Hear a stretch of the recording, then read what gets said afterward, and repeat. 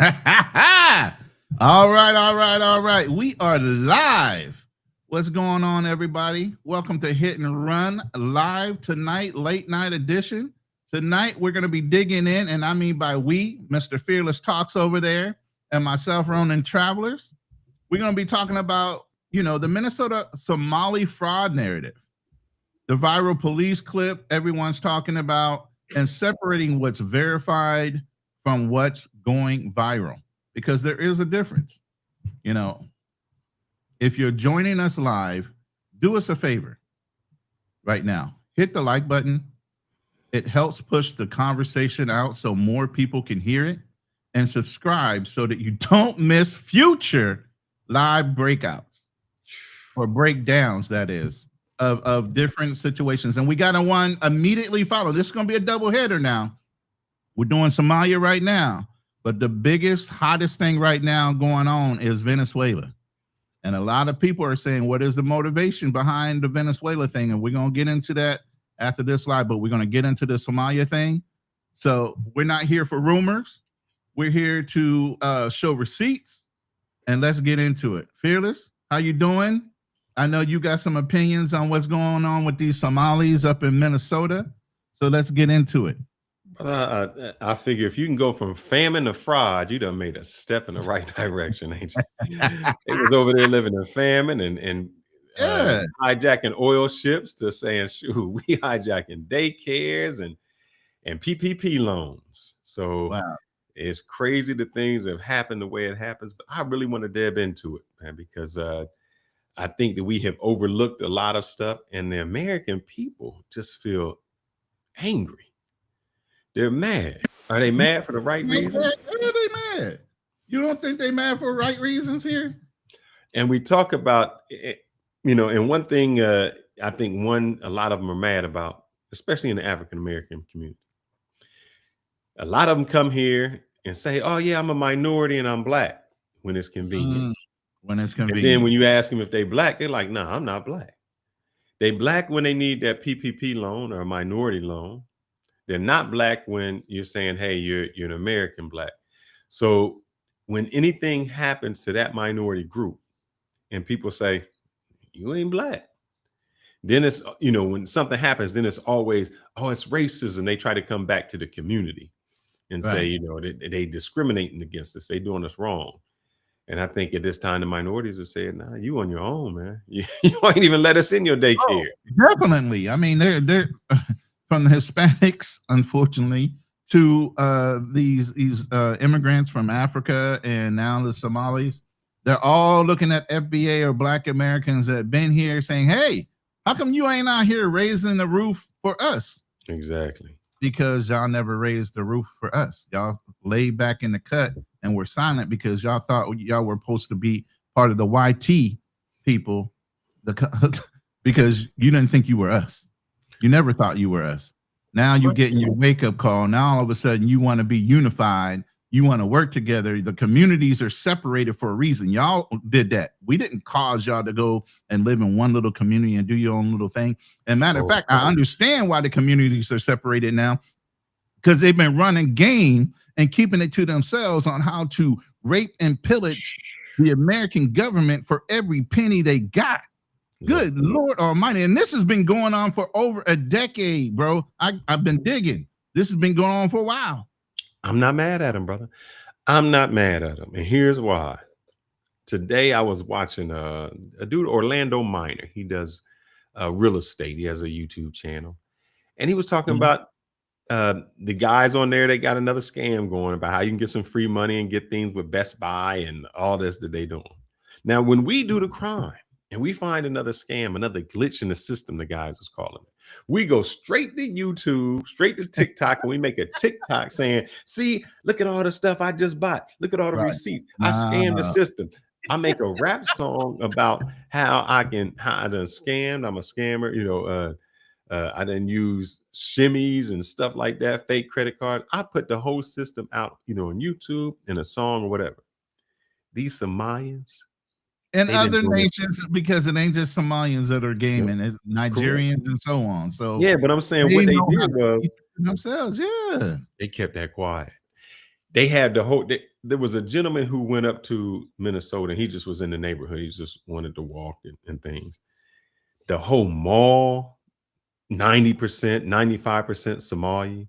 Uh, everywhere you went, there were nightclubs and bars that just shut down because the community no longer supported it. You know, like if you have a bar that was, hey, I have hip hop music, whatever that music was, Mhm. nobody's coming there because it's all there. But what they were able to do was transform a whole neighborhood into Somali. They got their food, they got their places to shop, they got their storefronts, their banks, and all. Even look, the reason you can set up the scam is because everything is intermingled. Mhm. Hey, I'm gonna open this daycare and I'm gonna put my fake people in it. You open this and you put your fake people, and you open this store and you put your fake people. And we doing Mm. it so much, and we kept it in the community. See what happens with us is, and we're gonna talk about how bad it is. I am not in no way endorsing what they're doing, but what I am endorsing is how good they do it. It's how good they do it. Because the first thing that happens is when I get some money, I don't want to tell nobody how I got it. And somebody else is going to try to say something. Somebody else going to be like, see what he doing? I'm doing this. I was listening, and this, I don't want to bring this up. This, I'm sorry. Why not? I was not listening. Somebody sent this to me from a show that I was on maybe a year ago. And the Mm. person on the show said, I don't like you. I don't listen to you. I don't, all these things that they didn't like. And this is what Mhm. they said after that. I seen your car, y'all seen your convertible. I looked your resume up. I know where you I work already at. know who I you know where talking you about. live. I know who you And talking I'm about. thinking, for you not to like somebody, You you doing sure a know hell a of a lot lot of about it. investigating. Yeah. Yes. So when we do something, it's how can I tear you down? The Somalis, they said we're gonna keep quiet. We gonna keep this a secret. We're gonna keep this money, and we're gonna keep building it. So how can just Mhm. think in the community? How many? They said about 1 billion because it was millions. How much money did they say that they had frauded over the years? 9 point something billion. Billion. And that's Golly. wait. That's just in Minnesota. Now, the more you dig, it's Ohio, it's all over the country, it's child support, it's this thing, the other thing. I mean, there is a evolving story going on with how many scams and fraud the government has paid out to these immigrants over the years, and I mean years, not just just now. It just we just figured it out. No, no, they've been doing this. Mhm. And it's but this is the problem. And this is why I think the pendulum always swings. Mhm. And now because a few people or more than a few people or those minorities have done something, now the pendulum is swinging where it's like nothing is coming to you. Everybody's going to be investigated. You think you're on welfare? You think that, oh man. Now the people who didn't do anything, they getting gone. They getting ghost. But I wanted, well, one thing I know you're going to show some of this. Yeah. Did you see how and all I'm talking about now, I'm not talking about the good. I just want to show you how they came together. When the press came out there to their daycares, the leaning center with the learning center, it Yeah, the wasn't learning spelled center. correctly. When the Mhm. press came out there, they ain't let them in, wouldn't let them in the building. Yeah, I got that queued up. I Yep. got one the one kid that started it all, the YouTube investigator, Nick. Mhm. I have his video to start it off, but we're gonna go through this in chronological order if we can. Go ahead, brother. But I'm gonna sit back. we're gonna do the Okay. Nick thing to start the video off to show you what inflamed and got this conversation going. It wasn't just about the policeman saying, "Hey, Somali first" type of situation. It started Mhm. off showing that all these Somalis all of a sudden had all these wealthy looking cars. They owned homes. They were like, "Where the hell are these people coming from? From famine, like you said, to being filthy rich? Well, What said are they 80. doing?" Well, one person said they did it. They said of the people that came over here, 80% of them are still on welfare. And what they would do is this. They can't officially marry more than one wife. But what they would unofficially do is have their 4 wives. Their 4 wives would be collecting welfare. It's different because Go ahead. I'm sorry. Finish your statement. Those 4 wives would be going into like their work, so that they would all be getting with that earned income credit and all those things, getting it back. Mm-hmm. And so it's like they just had the system on lock. And the sad thing is, I don't know when we're gonna learn. We continue to repeat, whether it's the Venezuelans who was getting free hotels, 5 cots in a hot, whatever they call it, food, free clothes. We give that to them. Then we take another minority group and we just give them stuff and let them ride the wave. At no point, and with the American people, we just say, man, you on your own. Strap up your bootstraps, man. Yeah. That's why they laugh at us. They laugh like, sucker, you a sucker. You really gonna work that hard? And the money trail goes back to not only, unfortunately, because some Somalis most of the Somalis are Muslim. Some of it goes back to terrorism, and a lot of it goes over to Africa, to Kenya, where they're building homes and whole apartment buildings with federal money. I love the trolls in my chat. Y'all bombing the hell out of the FBA or special and Muppets and all that. That's great. Keep it going. I love the attention. Believe me.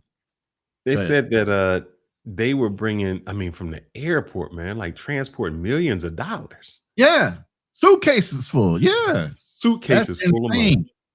That's insane. But this is the reason why we say certain immigrants should not be allowed to be in politics. They shouldn't be around and authorized to safeguard American safety, because they're not thinking of anybody but their own nation.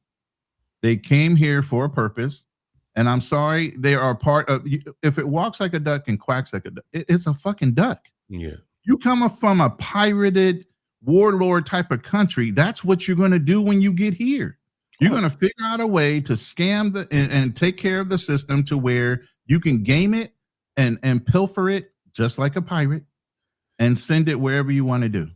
One of them said something like that. They said that Muslims, I'm not Muslim, so please forgive me. I'm not going to say all Muslims. This specific, but it was saying that in the Quran, it was saying if you do that to the infidels, you okay.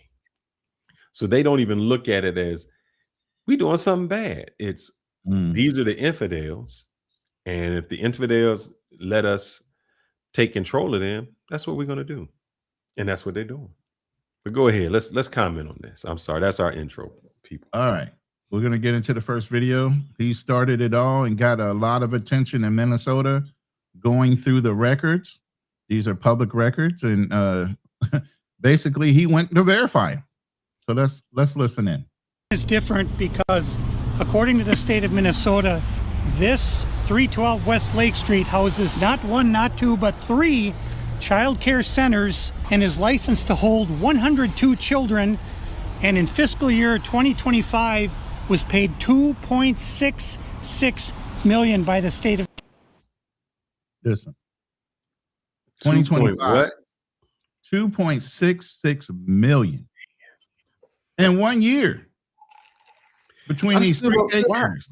Why? For what reason? I got to know why. How are they getting paid though? That's what I didn't understand.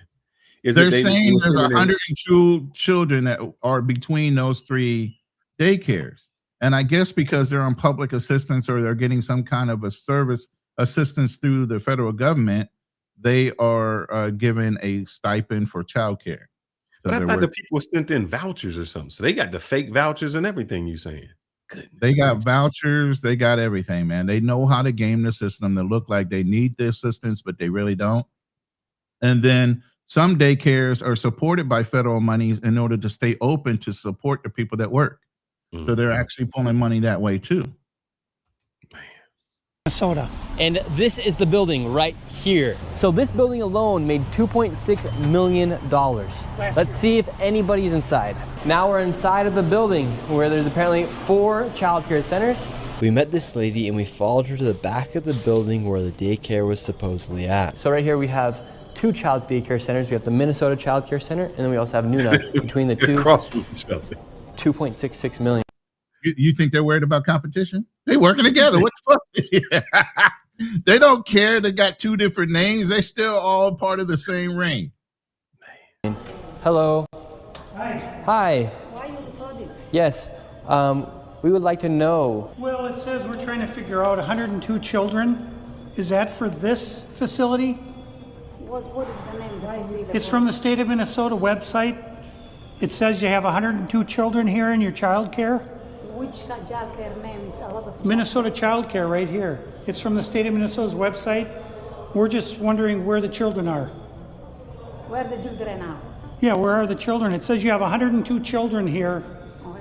and you got $2.66 million this year in funding, and $2.5 million last year. We're just wondering where the kids are. And who are you? My name's Nick Shirley. Nick Shirley. And where you? Which department? That is harassment. Oh, we are from ourselves. Yeah. Hello, we'd like to ask where the money's going. Look at that. Shut us down. I'm Where just are the thinking. children at? No children All right, I'm gonna inside of tell this daycare center. And Hold look, on. Go ahead. Just in general, I have not 30, 60, 90. I gotta think. How can you even have a daycare with 102 children in it? I'm trying to look. Average. Well, it's between the 4 daycare centers, I believe. I don't think it's one specific one, but that's still quite a few kids for it to be that quiet when they open the door. And then towards the end of this clip, you'll see them walk by a whole nother daycare center and it's flipping empty. And they're open. It's operating hours. And it's I'm looking online where the federal government has the maximum number of people. So with 102, like for 8 children, you need at least 1 adult for 4 kids. So the most you could have is 20 kids, and that's a 1-to-10 ratio. So that would be 10. You'd need like 13 workers just to have that. And I know that that didn't even have 13 workers. I'm just saying that even the number itself just seems suspicious. Yeah. In the words of Dr. Umar, isn't that suspicious? That is suspicious. Let's go ahead and finish this clip, and then I'm going to show you a dated 10-year ago broadcast that this was going on back then. this daycare center right here, no children inside of this daycare center. Man. No children. It's supposed to be 102. You should hear some kids playing or something in there. Now I'm going to play devil's advocate. Is it an after school special? Is it like an after school program? No, Is that this why the is kids aren't operating there? hours. This is operating hours. So there should be kids in there. All right, now here's the whistleblower from way back. In my home state of Minnesota, where we've got a number of daycare providers that are openly violating federal and state laws and regulations, taking money for personal use, using the money to set up a fraudulent child care client, and then providing a kickback has been reported. This is a major issue. There are allegations that, well, not just several, you've got 23 child care or daycare centers either closed or under investigation. The fraud may go as high as $100 million. Now think about that. In fiscal year 2018, Minnesota received $120 million in federal funding. The state contributed about $50 million in matching and maintenance funds, and we may have a fraud case of nearly $100 million in this state, with money then being transferred out of the country via MSP Airport. This is a big issue in my home state of Minnesota. Can you share with me what your agency is doing to investigate this? And I'm just wondering if we could not come up with some form of stricter enforcement to monitor the states that are receiving these funds to make certain that there's some sort of oversight here. Thank you for your testimony today. Now, when he yield back, listen. My home state of Minnesota. Here, basically all she said was thank you. Whoever was part of the lead person was like, oh, thank you. And that was it. There was no like, oh yeah, we need to, second a motion to start an investigation on these different fraud cases. No big deal.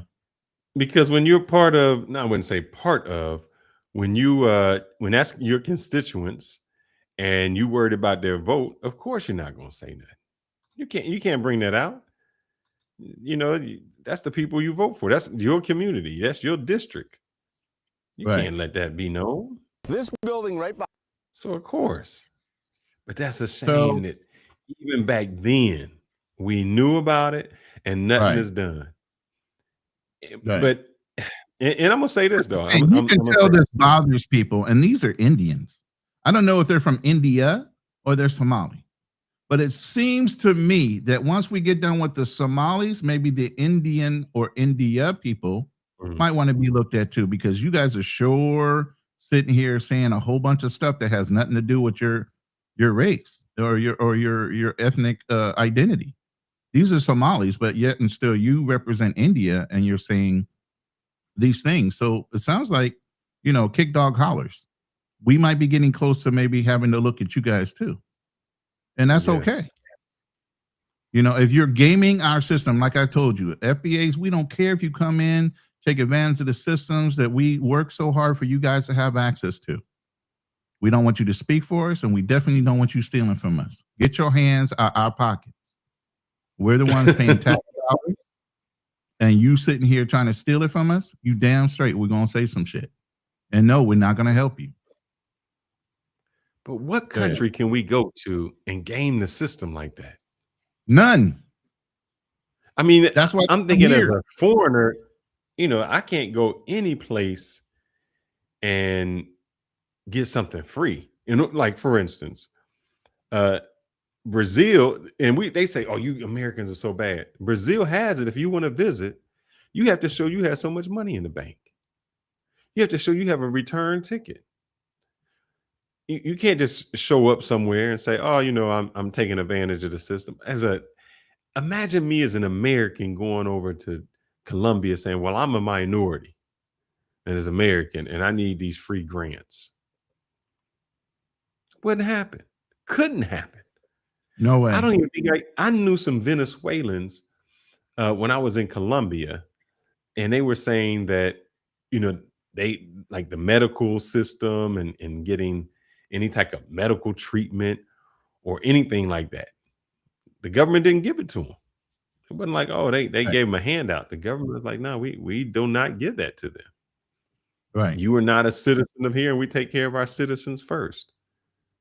Why don't we do that in America? I just want to know. Why don't we? I mean, when it even comes to IT, We're so giving. We're the home of the free, the land of the brave. We came over here and started a whole nation by breaking free of the bondage of whatever religious things that English held to everybody else that was practicing whatever religion they were practicing. So it started off that way. So then why not open our doors to the masses? But understand this. Y'all weren't legally allowed to come in here as freely as you are now. So while you sitting here trying to insult FBAs, you're welcome, because you wouldn't have been here if we didn't fight for y'all to be here. First off. Second off, if we rode the short bus, then don't worry. why are you coming over here? Why are you coming over here to get our education, to get our dollars? Go fix your own nation. But that's all right. I'm not going to keep on responding to this. We're going to go ahead and play this. Here's further evidence after Nick Shirley started doing his investigation. Now the news stations get in on it, and they go around to all these other buildings that have Somali ownership that say that they are in operation, collecting money. This building right behind me has 22 different home and community-based healthcare companies registered in the building. It's only 4 floors. I walked in there yesterday trying to find a number of them. Many of them are they appear to be just window fronts, door fronts, with nobody behind. So same story, different location. We're here in St. Paul at this building, which looks like a warehouse or a dilapidated old building. Inside this building, there are 60 registered home and community health care organizations inside this one building. We're here in Northeast Minneapolis, and we're at a building that I believe is on the radar of authorities. They have questions about it. A lot of the businesses in here are home healthcare businesses. Of the total businesses, there's 37. 17 of them are home healthcare businesses. There's just layer upon layer upon layer of fraud throughout this city, Jessica. As for whether Governor Walz is going to testify before the Oversight Committee, that remains to be seen. We asked him at his office if he was going to testify, and we have yet to.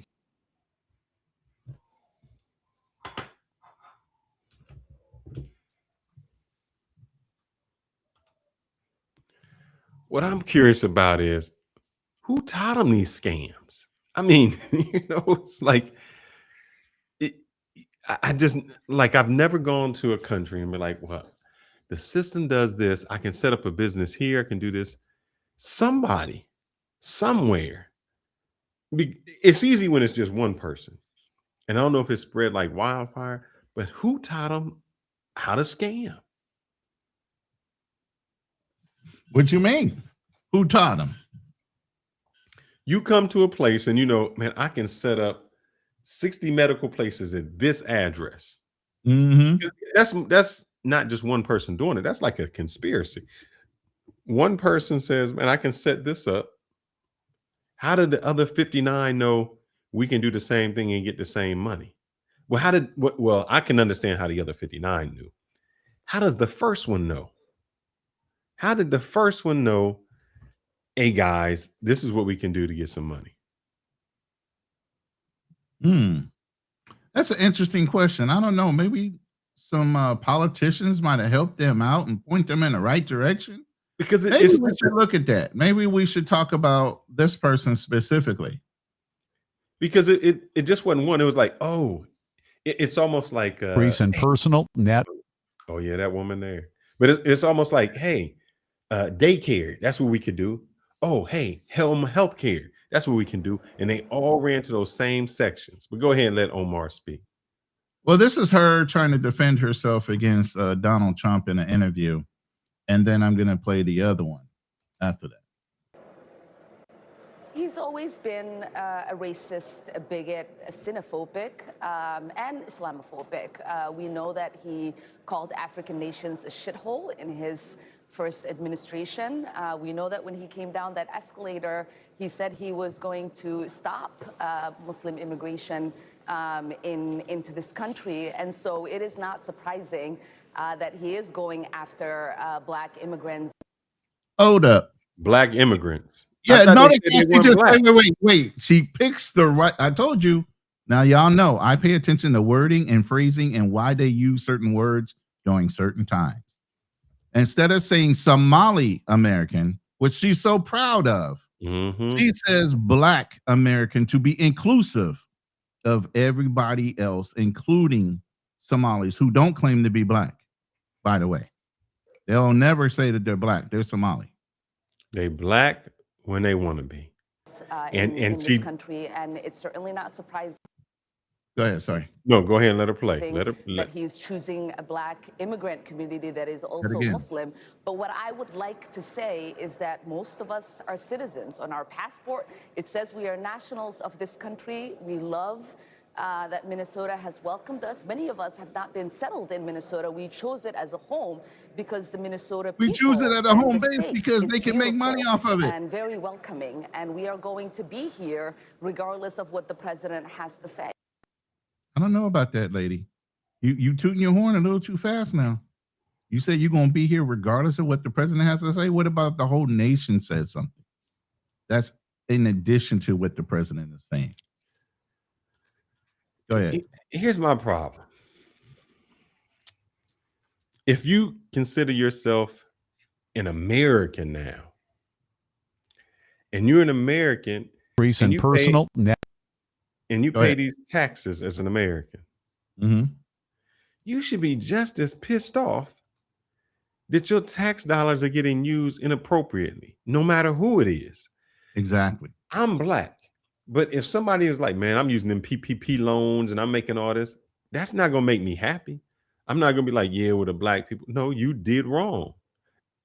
You did wrong. It almost seems as though she's unable to point the finger at her own people. Of course they aren't. Oh, wait a minute. I got some delusional ass Somalis that I got video on later. So this is just the basis of the argument. You know, I don't know if you heard about this viral video where this one Somali was on a live, literally, or on a clip, a reel, saying, "Hey, you Americans go work for me. You know, go make me my money so we can get paid." He was literally downing the American people for working hard so that he can scam them later on the background through the system. Increase in personal net worth. You know, we've heard from a number of people who are terribly curious about this, and you might be as well. According to the Congresswoman's most recent 2024 financial disclosure form, the 43-year-old Democrats' combined household wealth has gone up an astonishing 3,500%, and that's since the end of 2023. Hold up. Well, Nancy Pelosi. Wait. Were we not talking about Nancy Pelosi the other day? So we're not indiscriminate. You're doing some fucked up shit. We're going to talk about you. What was Nancy Pelosi's husband's turnaround, and what was his percentage of gain? It was like 16, almost 17,000%, man.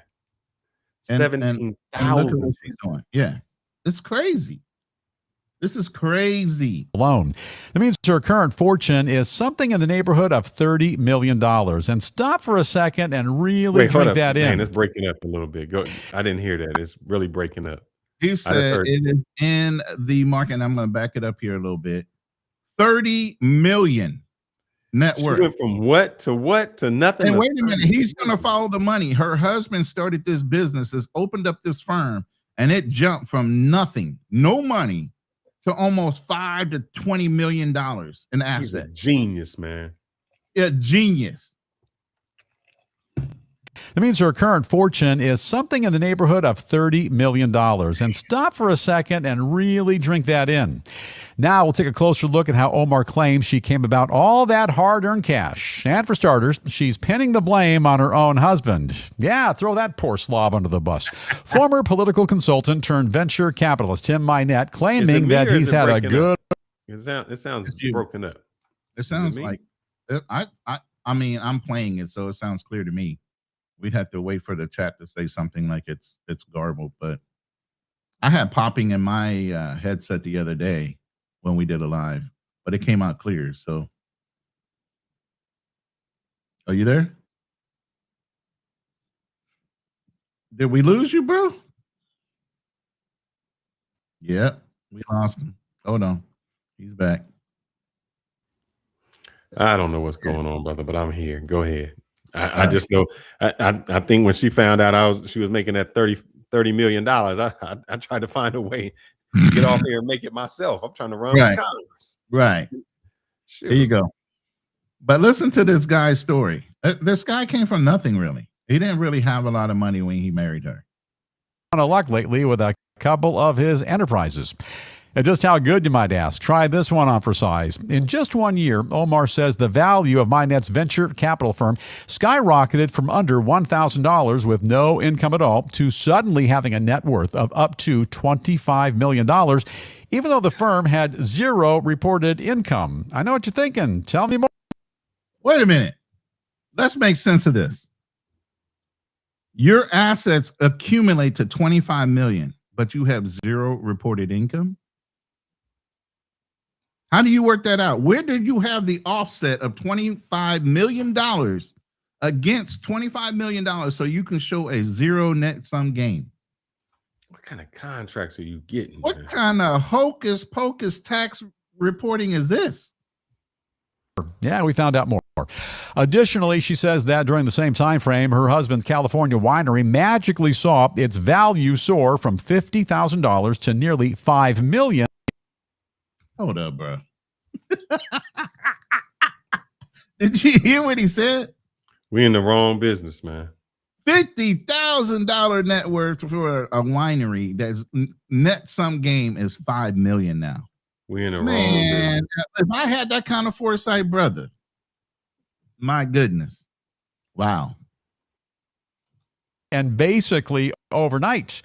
Now, if that doesn't make you raise an eyebrow, check this out. Omar makes less than $175,000 a year for her role as a congresswoman, a government job. And when she first entered Congress back in 2018, she reported a negative net worth. Look at who you put in the office now. Y'all need to pay attention. Y'all putting these broke people in, giving them instant access to money. And we know, Fearless, you can tell me, most people that aren't used to having money, once they get it, they do all kind of stupid, crazy shit with it. They don't know how to manage it. They don't know how to do a lot of things. I mean, hell, she came in with a plan. Hey, I'm going to get into Congress. I'm going to access, investment opportunities and everything else. I'm going to put my husband on like Nancy does. And I'm going to have him go and do all my investments. And we're going to come out of this mother rich. You hear me? Including substantial student loan and car payments as well. And by the way, this isn't the first time that people have been questioning the financial activities of the Congresswoman and her husband. In 2019, Omar widely panned for forking over $3 million in campaign money to her husband's former consultancy group as part of the 2020 election cycle. And mind you, this transfer took place before the two were even married. In the meantime, the lawmaker who's ratcheting up efforts to kick Omar out of Congress entirely, now doubling down and pushing for a full-scale investigation into whether or not the Congresswoman ever actually committed or covered up any type of alleged fraud at all. Furthermore, Florida Republican Randy Fine claims there's a pervasive culture of immigration, Medicaid, and welfare fraud running through Minnesota. Hold up. He said what? Medication, immigration, Medicare, welfare fraud. That's a powerful combination. Welfare fraud, and that is on a national scale now. It's not just the state of Minnesota. They're finding out from Boston all the way over to California. Y'all little, I'm not going to say the word, but bruh, yeah, your time is ticking and it's falling short. The sands in the hourglass is almost over. Not only for Somalis, but some of you other ones. And hey, I can tell right now, maybe Indians from India need to be looked at next. Because I can tell you right now, in Philippines and other countries, they have set up telephone systems to scam people in America all day, every day, right along to Nigerians. So y'all keep on making your presence known. And believe me, eventually you're going to be found out. Karma will come around to you, bro. I'm telling you. Let me finish this guy off real quick. Entire Somali community. That Omar is basically their kind of ringleader, and that turns out she lied in any way she should be. Remember? Ringleader. We said, how are they finding out about all these programs? How are they figuring out access to these programs? And I'm going to show you that Minnesota specifically has so many Somalis within the governmental structure, from city council all the way up. So when you have people guard dog on your illegal activities and aren't whistleblowing it, makes it a hell of a lot easier to conquer a whole city and take advantage of the government and all the policies and all the monies that are available. To a country of birth, along with everyone else. It's what you call Randy. That's it for him. But go ahead. I'm going to queue up the next video. No, they in this sense, they smart. They knew how the politics work, and they came in. What we don't do, we don't go to school meetings. We don't go, we always think, oh, the president. This is what we say. Voting don't mean nothing. Voting doesn't matter. Who cares? You don't change nothing. And what they did is say, we're going to come in at the grassroots.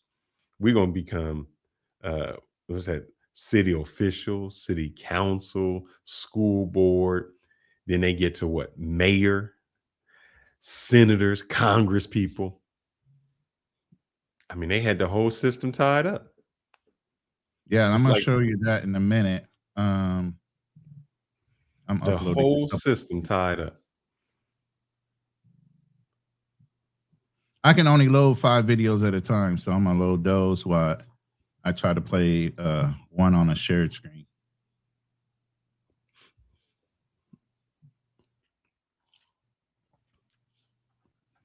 But it's I mean, it's genius. They are just gaming the system. And it's nobody said anything. And even though we're doing it now, I'm not going to believe this. Yeah, I'm going to believe it. You best believe I'm going to believe it. Okay, remember that learning center or the Leering system center that was supposedly under investigation for, you know, child care fraud and all this other stuff? There's a nice little coffee tea shop in front of it. Well, maybe it was in front of it, or maybe it was part of it, but watch this video. This little restaurant.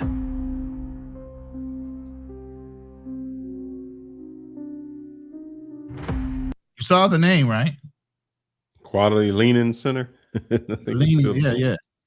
They don't know how to spell it either, but they're intelligent. That one says Learning Center. They actually got it right. Okay, they got it right. Learning and child care. Okay. But when they made the sign in the back, they weren't paying attention. They just wanted to sign up. But here we go. See that little gray door back there? Familiar. Little gray door back here. Pay attention to that as the film goes on.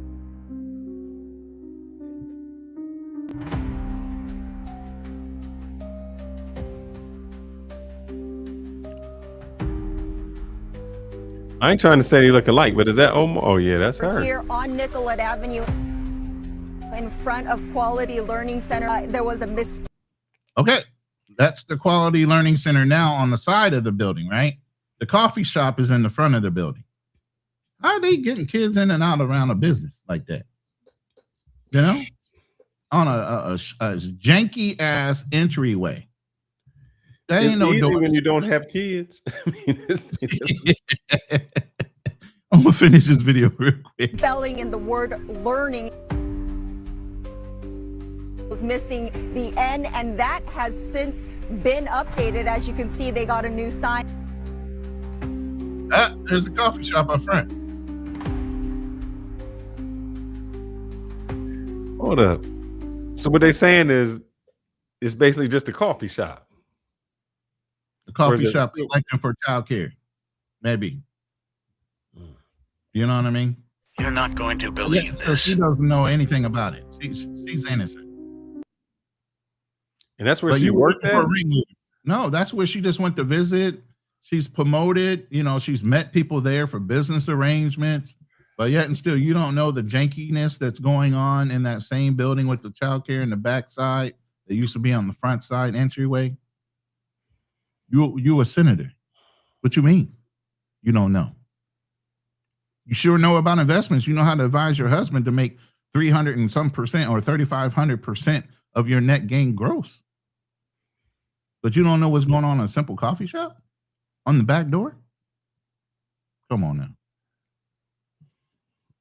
Ignorance is bliss. I don't think that's ignorance. I think that's just straight up denial and lying. But again, these are my opinions. We'll wait for the court system and everybody else to figure it out. And believe you me, they will. Let's see. We're going to do this one. You want to know where some of your money's going? Oh, man. I know where it's not going, in my pocket, as they say. Eesh, Somali people, you must tell us where you're getting this money. Oh, I was in Isli. I went to Isli for a business meeting with a client at the BBS Mall, guys. And the beautiful high-rise apartments under construction I saw in Isli. People have money in Isli. Somali people, please tell us the secret. After finishing my business meeting with the client from the BBS Mall, I decided to take a walk around Isli. And I can tell you, every street in Isli right now has more than 10. This is Kenya, by the way. They didn't go back to Somalia and try to fix their country up. They went to a whole nother country in Africa, Kenya, and they're building these huge apartment buildings for housing people. You would think that would be a benefit to Somalis in Somalia, but no, they go to Kenya and do it. Again, they vacate because they figure, man, I got 100,000. I can live large in a place and still go back to Africa. Can still live large. So not on 100,000. You got 100 millions, millions, not thousands. Yeah. They have taken millions. They're setting up buildings for millions so that they can retire later. Y'all wants to better get learn some. something from these Somali. Y'all here buying tenant. Look, y'all doing y'all PPP loans and y'all getting breast implants and BBLs and buying these cars. And the Somalis is buying, you know, what they say, guns and butter. Yeah. They Y'all buying better stop apartment buying. buildings. Yeah. 10 buildings under construction. You will see these buildings covered with nets and under construction and not yet complete, or at least recently completed. High-rise apartments, I'm talking about high-rise apartments. That is apartments with 10 floors and above. I mean, every street. And remember, Isli has 12 streets. First street, second street, all the way to 12. And every street has like 10 high-rise apartments under construction or recently finished construction. I mean, guys, I decided to take a walk around Isli so I can show you this, man. Somali people have money. These people have money. I don't know what they do, how they do it. I think they're trying to make Isli a city of its own in Nairobi, man. If you come to Isli directly without going through Nairobi CBD, man, you may think this is Nairobi, man. You may think this is the CBD, guys. Like, just this street alone, you can see over 5 buildings, high-rise, covered with nets, meaning under construction. Look, there's one here, there's this one here, there's another one there, that is 5. And it's this, all these streets all over Isli have at least 6, 7, 8, or even 10 buildings, high-rise buildings under construction, man. Isli, man, you have to tell us where you are getting this money, Somali people. What? And one thing I've realized, guys, if you want to do mjengo construction or your fundi or stuff like that, go to Isli. Utawai kosa kazi. You will always get a job because there's building every corner under construction. Where? I will say this, man. They came here with a plan. They came with a plan. They did. This is what we're gonna do. And I think as African Americans, blacks in this country, and even whites, there's no plan. When you ask somebody what you're gonna do next year, it's the same.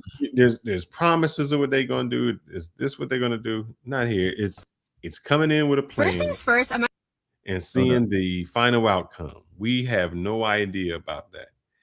I can understand if you worked hard. I don't really see anybody. Is there any way you can look up Omar's background? Like, what did she do? So she had student debt. So somehow she went to school. Right. But what did she do?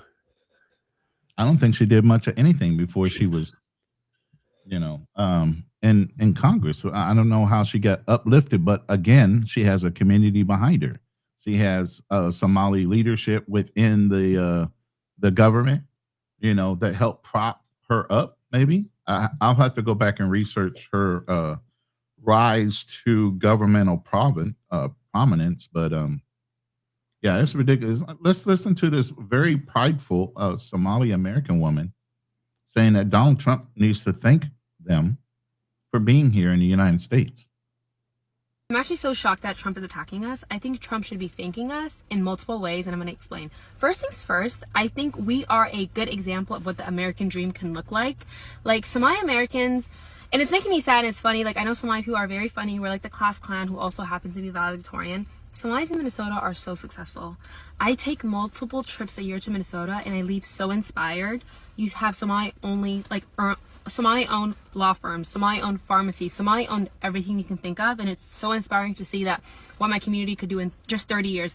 Literally, we came to this country not speaking English, not knowing anything. We're Black, Muslim, we're immigrant, and we're able to be that successful. It should be really applauded. Like, I need Trump to stand up and applaud for us because it's shocking. Literally, my friend just moved to Minnesota and she was telling me how when she gave birth, it was an all Somali staff. Her midwife was Somali. Her doctors were Somali. Her nurses were Somali. Like, that is so beautiful to see, and it should be celebrated, okay? Second of all, Trump, you should be thanking my people for giving a random Midwestern state that much clout and money. Like, I don't think, other than Chicago, I think Minnesota is really popping when it comes to tourism because of Somali Americans like me, okay? So you should be thanking us because Minnesota would have been nothing if Somalis didn't move there. Like, if we're being honest, like, we have made that state poppin'. We have made it beautiful for the rest of the world. So you should thank us, and if you want, you can donate Minnesota to the great country of Somalia. Like, I think it's a nice trade-off. And last but not least, I'm so happy that people are discovering how funny, witty Somali people are. We're very confident.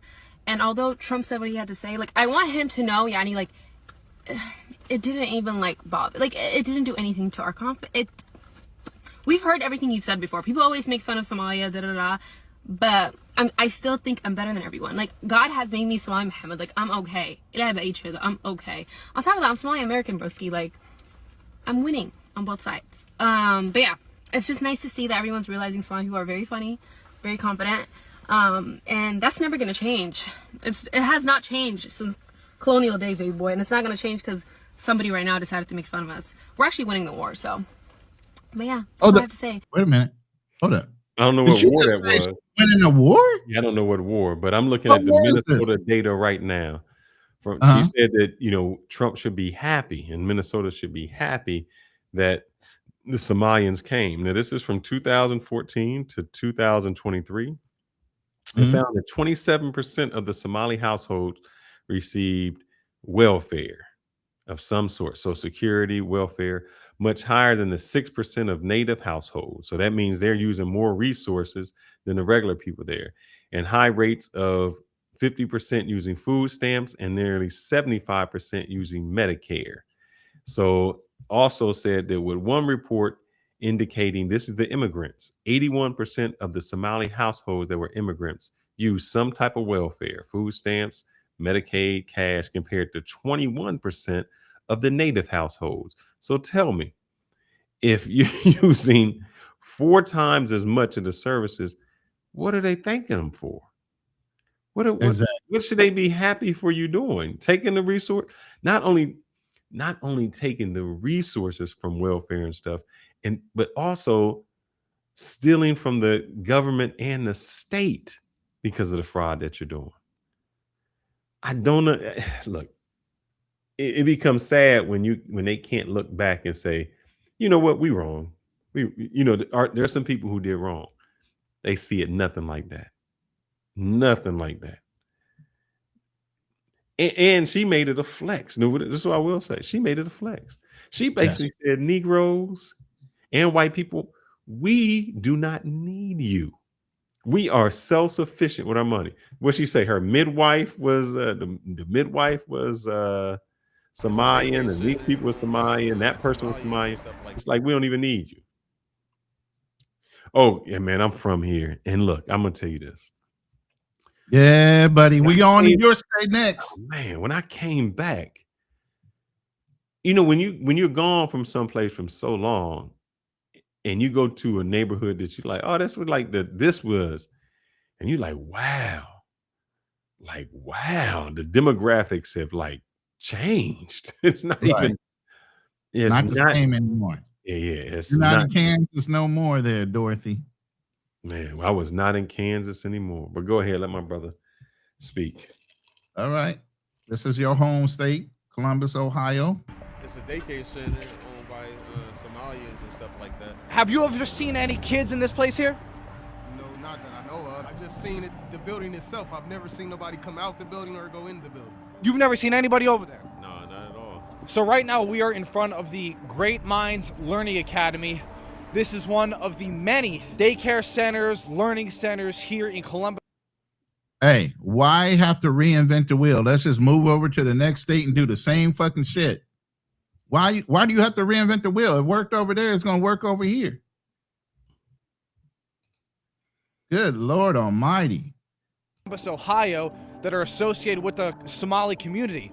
As you know, Nick Shirley put out a bombshell report about all these fraudulent daycare facilities in Minneapolis, Minnesota. So we wanted to come out to Columbus, Ohio and investigate what might be going on in the second largest Somali community in the United States of America. See, they already got a foothold. Second largest Somali community. Damn, bro, they taking over your town. Bro, I can't be mad at it. Wow. I guess you didn't want to go back there, so they went ahead and took your spot. Man, and I knew from a long time ago, man, that we wasn't liked. When I was maybe in the 10th grade, there was a group of Ethiopians that had moved in. all sisters. There was a recreation park, and I remember coming there, and beautiful, man. You know, they were very attractive. And I lived, you know, in a majority black neighborhood. Brother tried to talk to him, man. Look, nope, not even one word. White guy talked to him, in love. And they had told me they don't like brothers. And that was the first time I was like, you know, this was way before any internet or anything like that. I was like, but y'all black people and you don't like brothers? That's confusing to me. They not Me no black, me Somali, me Ethiopian. And they come there to use the resources. And just imagine that place across the street, they never interact. They never going to talk to them. Nothing like that.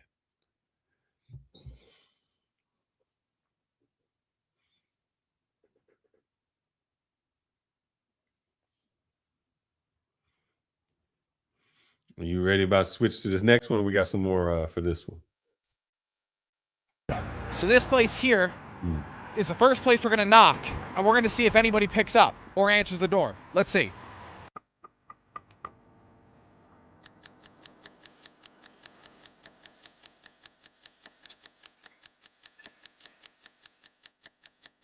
So it's locked.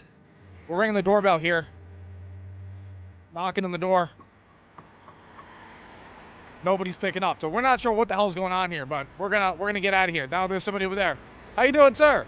I'm sure you see the reports over the weekend about all the daycare centers in Minnesota. We just wanted to see what was going on. Did you know anything about this place here?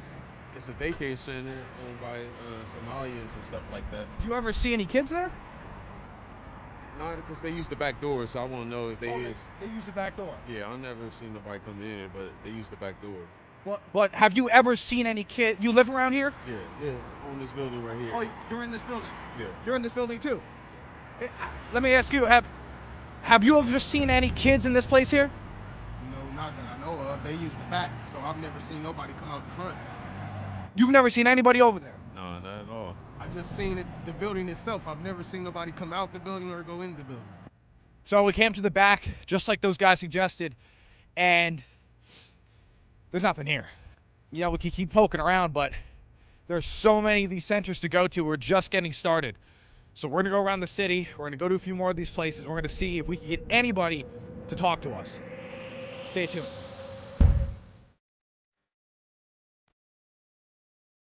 Man, they got a system. You know, one person is different. Two people is like something. When you got three or more, that's a conspiracy. So they've come here and said, hey, this is how you do it. This is how you game the system. Hey, the one thing I can say is they know how to come together. They know how to come together and do it right. We don't.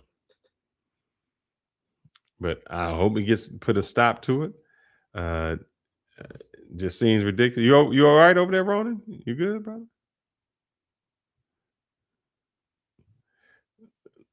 You know, I got a woman out there trying to buy tires for this truck, bro.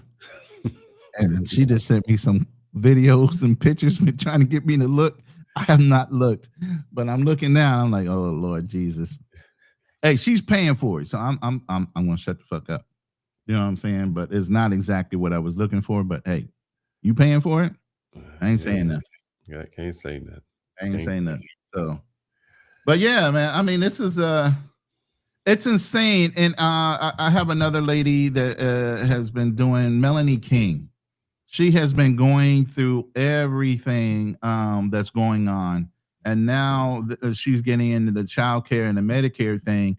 And that's on a national scale from the interview. So I'm recommending you guys go over and take a look at Melanie King. If I don't get to it, she's actually already covering it. You know, and you guys can hate all you want. But, you know, karma comes around, man. You can't keep on stealing from people in a country and think it's okay. We love to have foreigners, and hell, this is a melting pot. Hell, I'm Creole. I'm a fucking melting pot myself in my own heritage. The one thing I don't do is steal from my country. The one thing I don't do is disrespect or disloyal to my country, even if I'm in the fucking Philippines. But here's what you said. You come into this country not adopting to the country, but still being an individual Somali from Somalia. You're looking to take advantage and rape and pillage versus take advantage, enhance, and leave it better than what you found it. Y'all not doing anything better for the overall United States. You're doing stuff better for yourselves. What you just said is your country. They don't consider this to them. That's not their Exactly. country, man. They don't like Exactly. that. They're like, this. We just here until we get back to Kenya. Until we get to our high rise in Kenya. This is just a layover. Right. So And the they don't reason I even see switch it as- screens is because we're about to change subjects. We going into what's going on in Venezuela. But before we do that, oh man, I want you didn't to go bring ahead and that. play your infomercial. Man, you should have been pulling up your infomercial. Come on, man. Come on, you got to play your own UGCs. We ain't getting credit for nothing up in here. Sorry, We can barely get a super chat. We might as well sell our own stuff. Yeah, give me 1 second. I'm sorry, brother. I done flip the ball, drop the ball. That's it.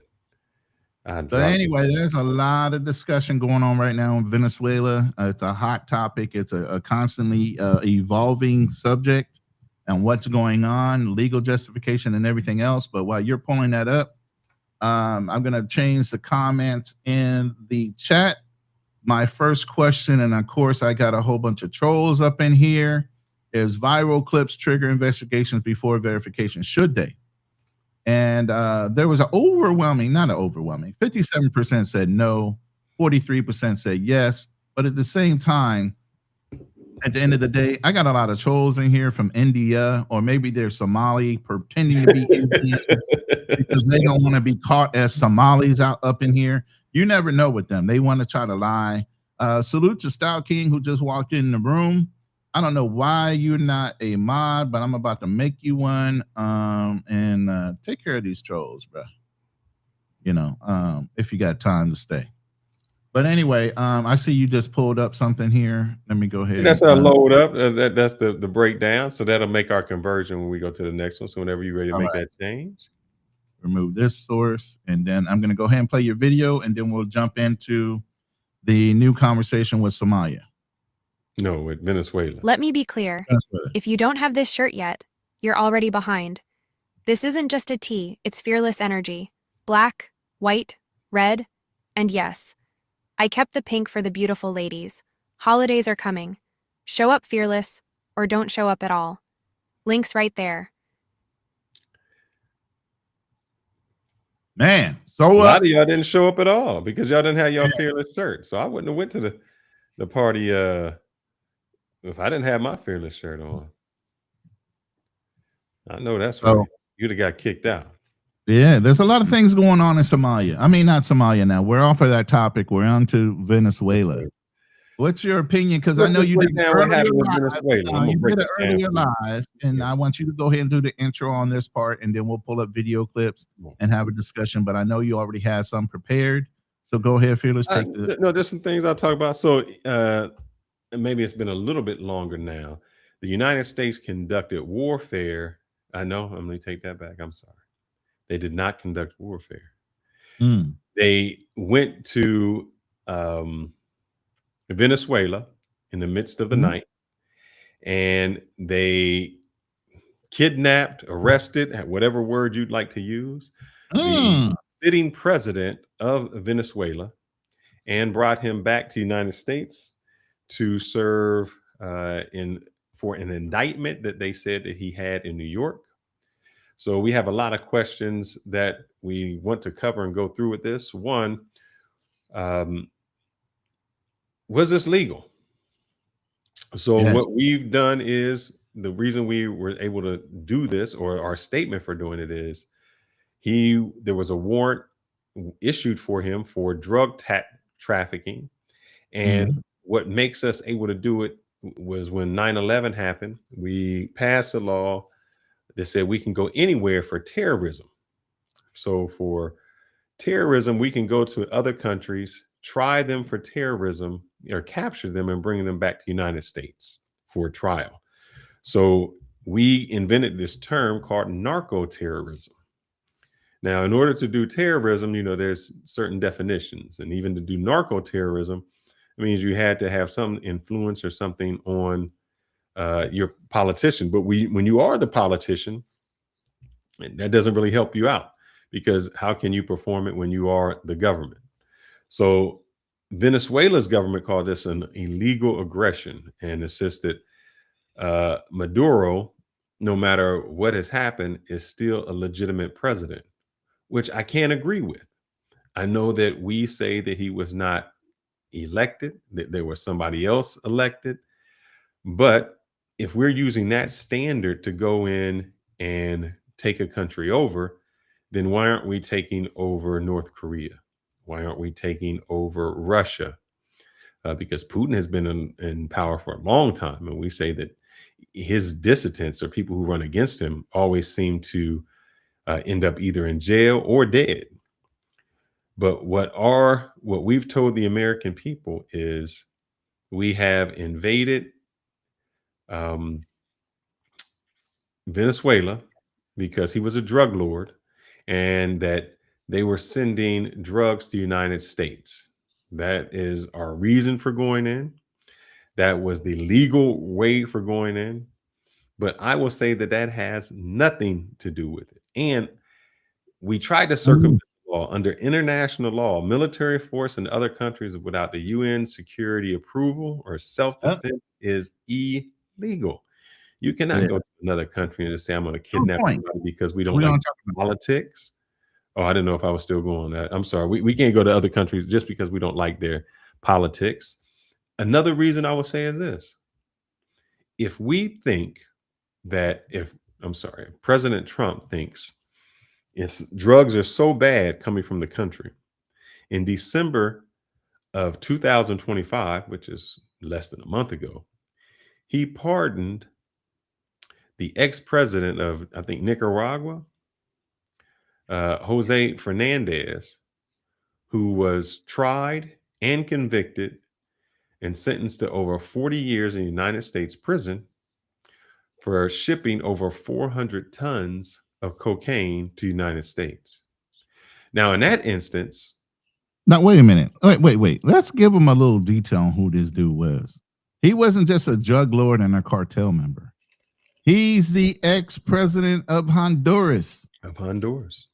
So you're talking about a man that was a president, a key figure in a whole country, went from being the presidential leader of a nation to being a kingpin drug lord.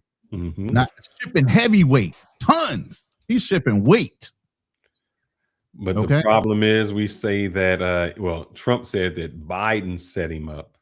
And that's why he was in jail, even though But what I'm saying is, if it's one leader that could do it, let's say that maybe there is a thing about this leader in Venezuela. Maduro is a drug lord. He came up. That's confirmed. Oh yeah, he came up with. I got video. I'm just saying. Hugo Chavez, and they were doing conjecture. But let me give you some explanation. I'm not saying it's correct, but let me explain why. Before that, Venezuela was a rich country. I mean, when you talk to people that come to Venezuela, they don't even, you know why they don't like to work? Because the government gave them everything, because they was making so much money in oil. They just didn't want to give it to the United States. They were giving discounts to a lot of the Latin American countries, because what they would say to Cuba is, hey, we're going to give you the fuel at such a discount. We would rather you invest in medicine and infrastructure. We were giving it to DR and all of the Latin countries because we're giving it cheap. When the United States wanted it, they said, man, we don't have to give it to you. So what did the United States do?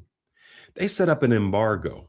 And through that embargo, they said, yeah, you can't ship it nowhere. You can't sell it anywhere. We're going to stop all of that. And when they set up the embargo, the whole system went down. So what they kept saying is, oh, Chavez and them dropped the system. No, that's not what happened. Just like when it came to Cuba, we set up an embargo and then we say how bad it is. No, we set up the embargo and their whole system went to shit because all of their resources that they have were dependent upon oil. And we shut that down. And then we say what bad leadership they had. Now, they started doing some selling drugs. But if you came after them for being drug dealers, Only about 10 to 15% of the drugs come from Venezuela. It comes up through Colombia. 10% get to Venezuela. The other 100% come through Mexico. But we ain't arresting nobody in Mexico. But what they do have, well, let me go back a little bit before we get there. First, was it legal? We say it's legal because we say it wasn't a war. We say that this was a criminal act and we had to bring him up on criminal charges. But legal scholars are saying, this is a sitting president. Our thing is, well, the people are happy. How many times and how many lessons have we learned that have said, when you take a dictator, you leave an empty, you leave an empty vessel. Yeah. And when you do that, it becomes more corrupt, more violent, more bankrupt. Have we not learned our lesson? We did that to Saddam Hussein, Muammar Gaddafi. We did it in Somalia. We did it in Africa. We did it in Yemen. We've done all of that. And we leave a vacuum. We did it in Afghanistan. And look what happens. We said we went there. I'm going to keep repeating this. We went there for the drugs. If you believe that, guys, then you still believe that we went to Iran or Iraq because they had weapons of mass destruction that we never found. We never found those. So if you keep believing that somehow we went to Venezuela for drugs, why haven't we gone to China? Aren't they giving us fentanyl? Why haven't we gone to other places? Because it's not about that. And I want to say it's about the oil, but it's more than that. But let's talk about the oil. We have increased our oil output, but we do the fine oil, the fracking oil. The oil that we really need is the dark crude oil. And you know who has the number one crude oil deposits in the entire Number world? one is Venezuela with over 300 billion gallons available. They have more oil than OPEC. And they just Think about that. And so what if it was about the drugs?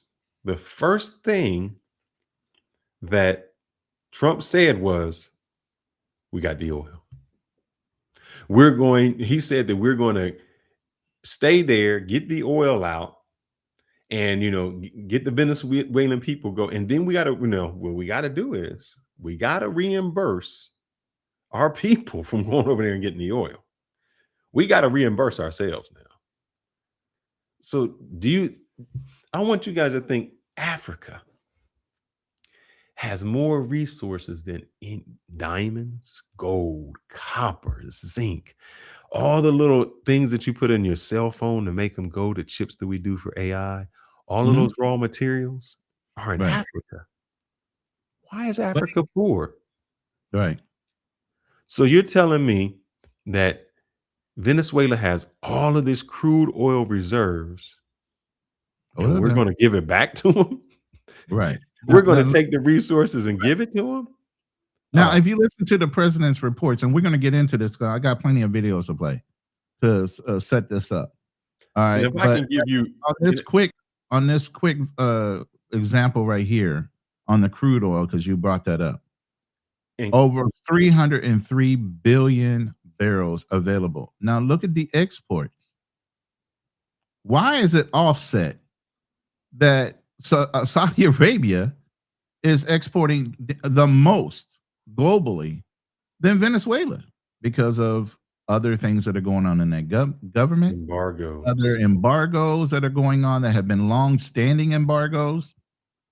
They don't have the right resources to develop the crude oil into gasoline to sell on a national scale. So what do you think the foothold is, and what did the president open his mouth to say? We can revive the crude oil business down in Venezuela. We're going to let our companies go down there and put billions of dollars in investment. Once we do that, do you think they're going to freaking leave until they get their money back 10, 100-fold? Absolutely not. They're not leaving. So that's a lie. And you can't believe that it's the truth. Why would you let companies invest that much money in another country and you think they're going to pull out once they establish and revive that business? Hell no. But go ahead. I'm putting a few things in here, and I want you to play them, and we're going to. All right. I got the one that you got up right now. So well, give me 1 second before you get there. And I got other ones too, but I just wanted to bring up this chart just so you guys can see. And I got another chart too that gives it a better representation. Image. And this is on a just a better picture. This is on a global scale. Looking at a global map. That big old dot down here, that's all Venezuela down here in South America. Yes, it is. Look at the Saudi Arabian areas, and no other place globally has as much. And what a coup de grace on Trump to use drugs as a assist in order to have access to what? 303 billion barrels of oil. I threw three things in there for you. If you could start one, I don't know if are you able to see what they're called? There's only one at a time. I guess you can only load one at a time. So the one that's up right now is the one that's available. What does it say? It's the one with the police in the front. I'll just show it to you. Yeah, go ahead and play that. Tonight, the former president of Honduras, serving time in a U.S. prison, walking free after a pardon from President Donald Trump over the weekend. Juan Orlando Hernandez was serving a 45-year federal prison sentence after being convicted on drugs and weapons smuggling charges just last year. Word reaching his wife and adult children at their home in the country's capital. Juan Orlando volverá, volverá. On Truth Social, Mr. Trump saying Hernandez was treated very harshly and unfairly. On Sunday, defending the decision aboard Air Force One. Well, I was told, I was asked by Honduras, many of the people of Honduras, they said it was a Biden setup. I don't mean Biden. Look, Biden didn't know he was alive, but it was the people that surround the Resolute desk, surround Biden when he was there, which was about very little time. Now, if it was about drugs, why would you let a drug dealer go? That's number one. Right. Number two, through my research, I found that what really happened is the new president of Honduras is great friends of Donald Trump. That great friend said, look, man, y'all got my man locked up in there. You know, he put me in here. You know, he scratched my back. I need you to go ahead and take care of this for me. You can't have my man locked up like that. And so if it was all about drugs, why would you let that person go? You pardoned him. He was found guilty. Now, y'all may think, oh man, this is new. I wouldn't call this is new, but prior to all of this, there was someone who predicted this. Before there was Maduro, there was there was Chavez. I translated this into English for you guys.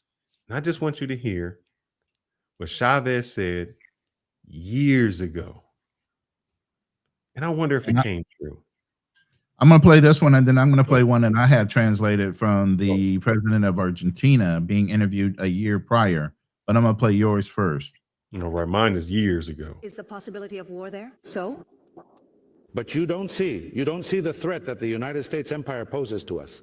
Why do you think the United States wants to attack Venezuela? Well, there's the recent history. I'll tell you the most important reason. Right here is the largest oil reserve on this planet. Here in Venezuela, we have oil.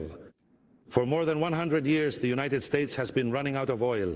The main reason the United States wants to install a government here that's subordinate to the empire like they had for a long time, is Venezuelan oil. I want to ask you a question, and I hope it doesn't bother you. Are you paranoid about the United States? No, not at all. I'm just a realist. If you could ask that question, you just ask me to them, though you can't because most of them are dead. Ask that question to Jacobo Arbenz, who was president of Guatemala. When I was being born, you hadn't been born yet. Just because he wanted to carry out an agrarian reform, the United States invaded and overthrew him. You could ask that question to João Goulart, the Brazilian. He was overthrown by the United States. You could ask that question to Salvador Allende, the martyred president. You could ask that question to Juan Bosch, the former Dominican president, overthrown by the United States invasion. You could ask that question to my General Omar Torrijos, assassinated by the CIA. And many more. Isn't that paranoid? It's the truth. I am fulfilling the responsibility of a head of state. The paranoid ones are others, the far right, the crazed ones who believe the world will never change, the pitianki bourgeoisies of this continent who insist on imposing their will at all costs. They want to keep dominating these peoples, but they won't be able to do it. Only after September 11th did the United States start making a list of terrorists. Listen. Well, and I'm also on that list. The United States, the US government, dropped an atomic bomb on Hiroshima, an atomic bomb and another on Nagasaki. That is terrorism.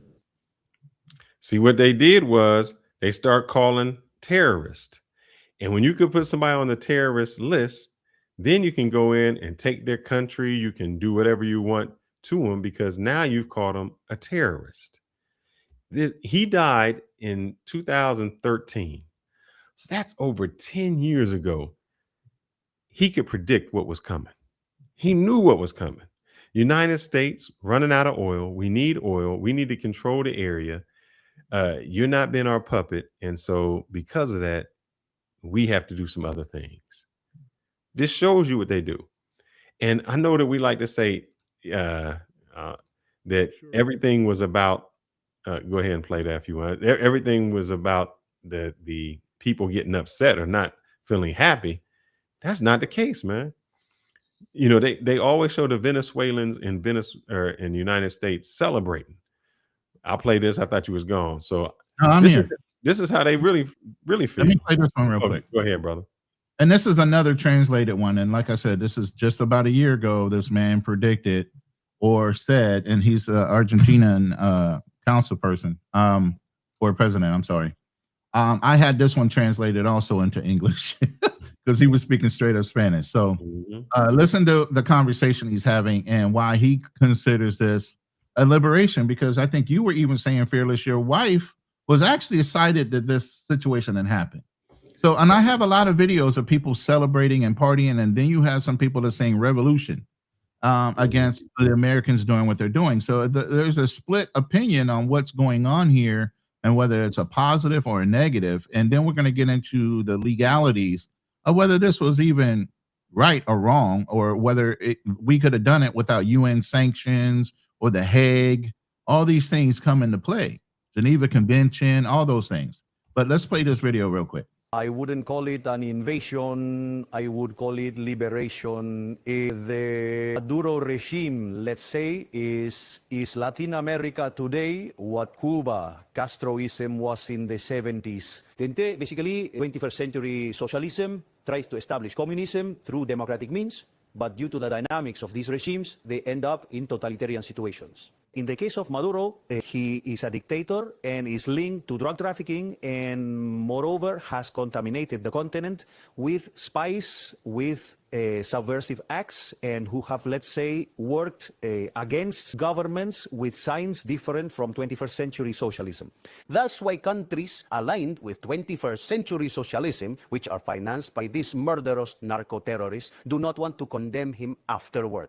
I agree that the United States should move forward, and if they need my support, they will have it. Why? Because it is a dictatorial narco-terrorist regime that has infected the entire continent, injecting money to create problems in all those governments that do not respond to 21st century socialism. Clear as day. What kind of support could Argentina provide? If they require me. Have they asked you for anything so far? Not yet, but I am willing to help, let's say. I am willing to fight for freedom around the world. How could that support be provided? Troops, resources? Let's say we will evaluate it when they make the requests. If we can respond to them, we will do it. Maduro says that all this is a plan by the United States to take over the country. I don't care at all what a lying narco-terrorist murderer like Maduro says. Boom.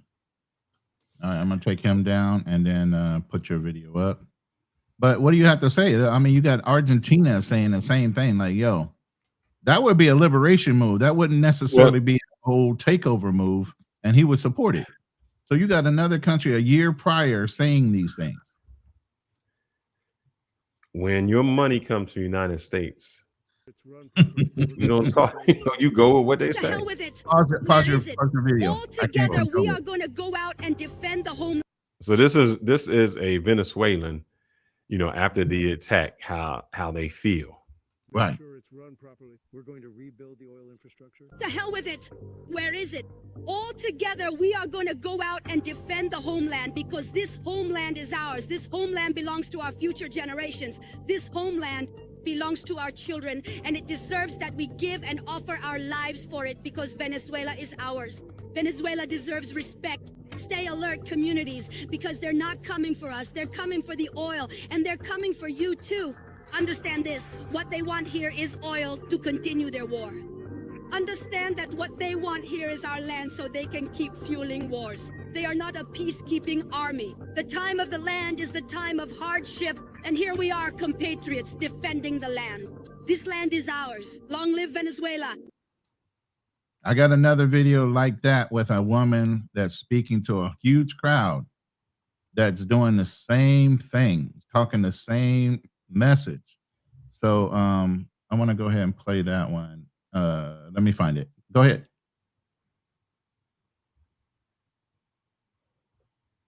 I don't know if you can hear me or not. No, I can hear you. You said you was playing something, right? Yeah, hold on. I just found it. Vivir en nuestra patria, con nuestro presidente, con los hombres y las mujeres que amamos este país. Déjanos en paz. Queremos paz. Tú nos quieres llevar a la guerra, nosotros queremos paz. Pero ya estamos en la calle, dispuestos a dar nuestra vida si es necesario para defender a la patria de nuestro presidente Nicolás Maduro. ¡Que viva Maduro! ¡Que viva!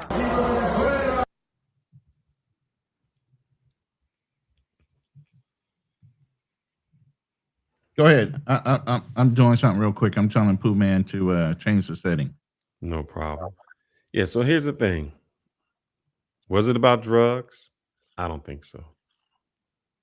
Was it about oil? I don't think so. You don't? Oh. What do you think it is about? Oh, my brother. Here we go. No, what I'm going to do is, instead of me, and here's the thing. I thought at one time it was about oil. It's like, yeah, it has to be about oil. That's the only thing that makes sense. You mean they're not happy for a reason? Look at this happy young man. Free. ¡Viva Venezuela, mi madre!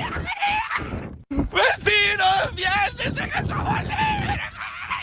Mi gente libre, libre. Agarraron a Maduro, se fueron ya. ¡Qué felicidad! ¡Dios, gracias! Voy a ir para Los Roques, voy a ir para Margarita, voy a ir para mi tierra bella, Dios mío, Venezuela, coño. ¡Te amo, te amo, te amo! Gracias, Dios. Gracias, Señor. Mi gente.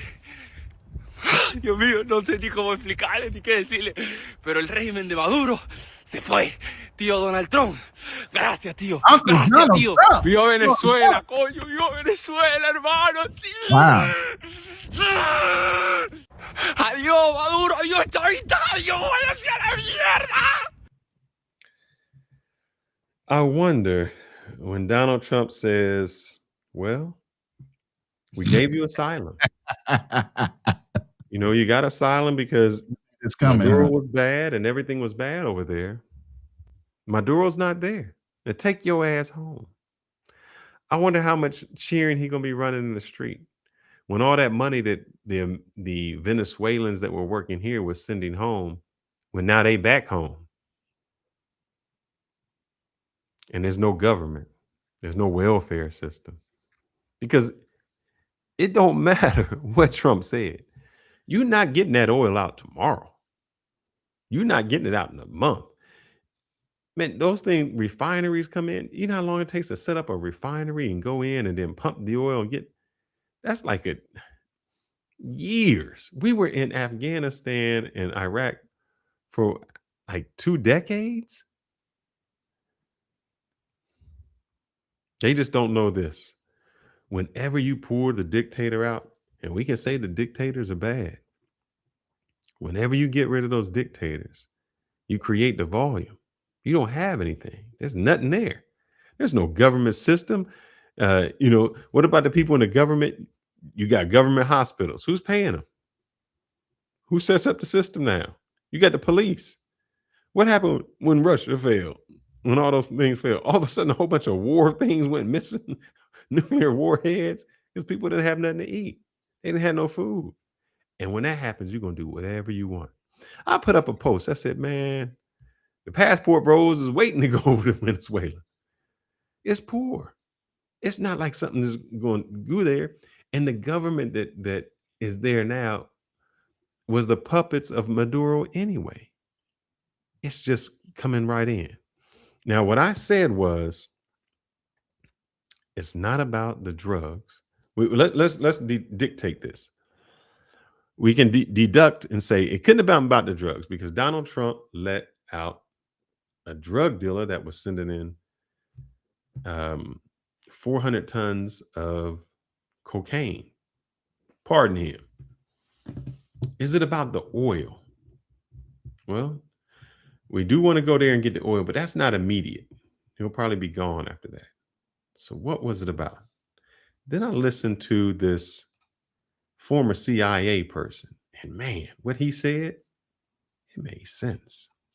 And then it made me start thinking, oh, this is bigger than Venezuela was just a guy with the glasses. Talk to me about Venezuela. So China is the thing that I'm very sad anytime people get distracted because while I would love to hold hands and march into the future with China as an ally, but we not decouple, but we get realistic about not letting anyone control certain aspects of our way of life.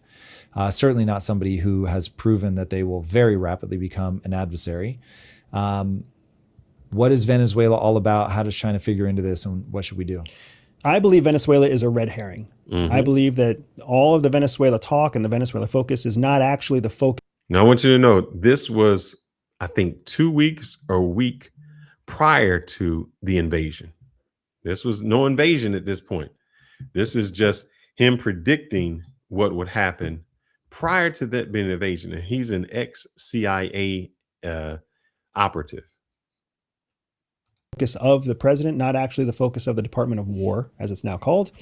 I believe that that is all a red herring that's being given to us as a pill that we'll accept because we all kind of agree Venezuela's, we don't know anything about it. That's what we all really believe. We don't know anything about Venezuela except Maduro bad.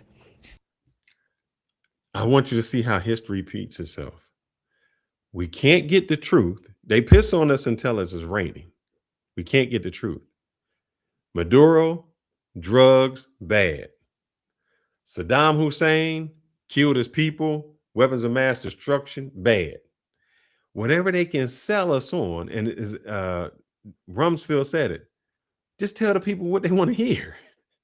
You had, they're like, Osama bin Laden is in Afghanistan. Why are we going to Iraq? Tell them it's weapons of mass destruction. What's the famous line? There's known knowns, there's unknown knowns. And unknown knowns that are known. Yeah, things we don't know that we don't know. And can you believe somebody said that? There's just things we don't know that we don't know. There's unknown unknowns. And he fed us that and we believed it. The vice president had just died. What's his name that was under Bush?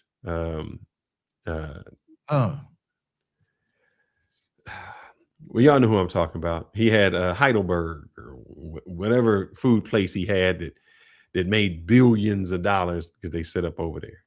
Dick Cheney. We had Dick Cheney. So they tell us what we want to hear. And so in order to go to a country, we got to paint it as bad. And so how do we we don't just do that in one day. Maduro bad, Venezuela bad. The Venezuelans had to leave Venezuela, come over here and look at all the bad things they're doing. They're poor. They can't help it. He's destroyed the country. Oh my gosh. Look at that fishing boat out there. It's a small fishing boat, but that fishing boat that can only go 80 miles on a tank of gas, it's supposed to go 320 miles to the United States and drop off drugs and come back 600 miles on an 80 tank of gas. But we blow up a fishing boat. Because if you tell the American people what they want to hear, they believe it. And we all hate drugs. So if you can speak for yourself, Andrew Bustamante. No, so if you can, kidding. If you can affiliate Venezuela with drugs, then boom, yeah, of course we're against it. Rah, rah, rah. Let's blow up boats and let's show American power off the coast of our own country. Now, why do I believe that that's a big red herring? When you look at the actual evidence, the objective realities of the claims that are being made, we're fighting a drug war against narco-terrorism or narco-terrorists, right? The term narco-terrorist has an actual definition, right? And that definition for a terrorist has to be the use of violence to gain a political change. Now listen, the only way we can call somebody a narco-terrorist is that narco-terrorist has to use violence to get a political change. That's not what Maduro was. He didn't use, he was already the president. He didn't use violence. The political change, he was already the person in charge. We will change and shift any definition and change it any way we want to get the outcome we want, to make it legal for what we're going to do. Because legally, as the military, we couldn't go in there. No, but let's talk about legalities real quick. Mm-hmm. There's three things that we talked about real quick earlier on the introduction was The Hague, UN, Geneva Convention, actually 4. And then there's one other one that we never mentioned. Did you know there was a Noriega precedence? It was established during the Noriega, during the Panama thing. Oh, yeah. There's a Noriega precedence that states that if there's a certain issue with a country where they are dealing with drugs and causing terrorism and endangerment of their people or other countries, and America started this precedent, by the way, obviously, we have the right to go in as a police force in order to obtain the people that are actually causing it. Oh, no, that's what he's talking about. We turned it narco-terrorism. Right. So that's what it's called. It's actually a term for it. It's called the Noriega precedence. Yeah. And So it was what we started do on is, and he explains it. I think I had cut it off where he didn't do it in this one, but you have the CIA and you have the military. So that's why when they say, oh, this was a CIA thing, because on certain titles, the president can say, oh, this is not a military action. This is a criminal action and we back criminals up to because they are narco-terrorists. So we can go into another country and arrest them. That's an American thing. Hold up. This is an American thing. This is something America put in. Ain't right. But here's the thing. No other country can come to the United States and do that. The Noriega precedence does not give them carte blanche. So the Noriega precedent says we can go in and do certain things without it being an act of war, but it is going to be reviewed by the UN Council and everybody else to see if it was legitimate before it becomes something of a violation. So we have the right to go in. No. Wait, let me tell you something. Say the right. Who gave us the right? Right. Let me say this, being a Marine. Do you know the Marine Corps on the president's whim? Any president, just the president, sitting president, the Marine Corps can go anywhere in the world and go into their country for 29 days without it being an act of war. On the 30th day, we have to pull out, wait 2 days, and we can go right the fuck back in for another 29 fucking days. That's the rule that we teeter on as a Marine. But what I'm asking you he can go into, listen, he can go in any country with the Marine Corps alone and just say, I need to secure this area because of what's going on. And he can do it for 29 days without it being considered an act of war. What I'm saying is, I'm going to get a little graphic here. I'm sorry. Oh, yeah, you can get as graphic as you want. I just put the head in, and it's not sex. It's a rule that I made up. I made that up. And that's what I'm sticking to. Right. As long as I don't pump, it's not sex. Who made that rule up? It's what when you say what you're saying, It's just a made up rule the United States came up with to just circumvent their own constitution. It's not like real.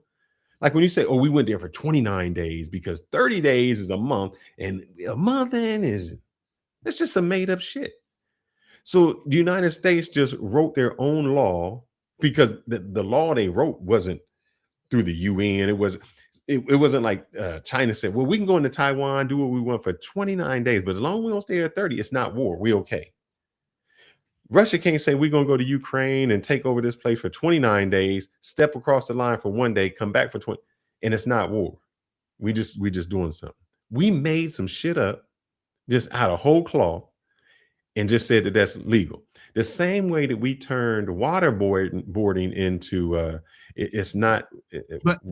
And I get what you're saying, and because of the American status when it comes to the military, the projection of us being the global police department, even though that should be the UN's thing, maybe we get a little levity in the way we move with the UN. But we are being watched, believe you me. And some do what? Wait. The president is saying certain things on TV about reviving the oil, and that has nothing to do with your initial intent. And then controlling the government and then turning over at a post date when we know that they can release the government back to the people and know that it's going to run reliably. Who are you to make that judgment? See, there's certain things he's saying and the verbiage he's using when he gets on these news anchors that are really violations, the way he's saying it.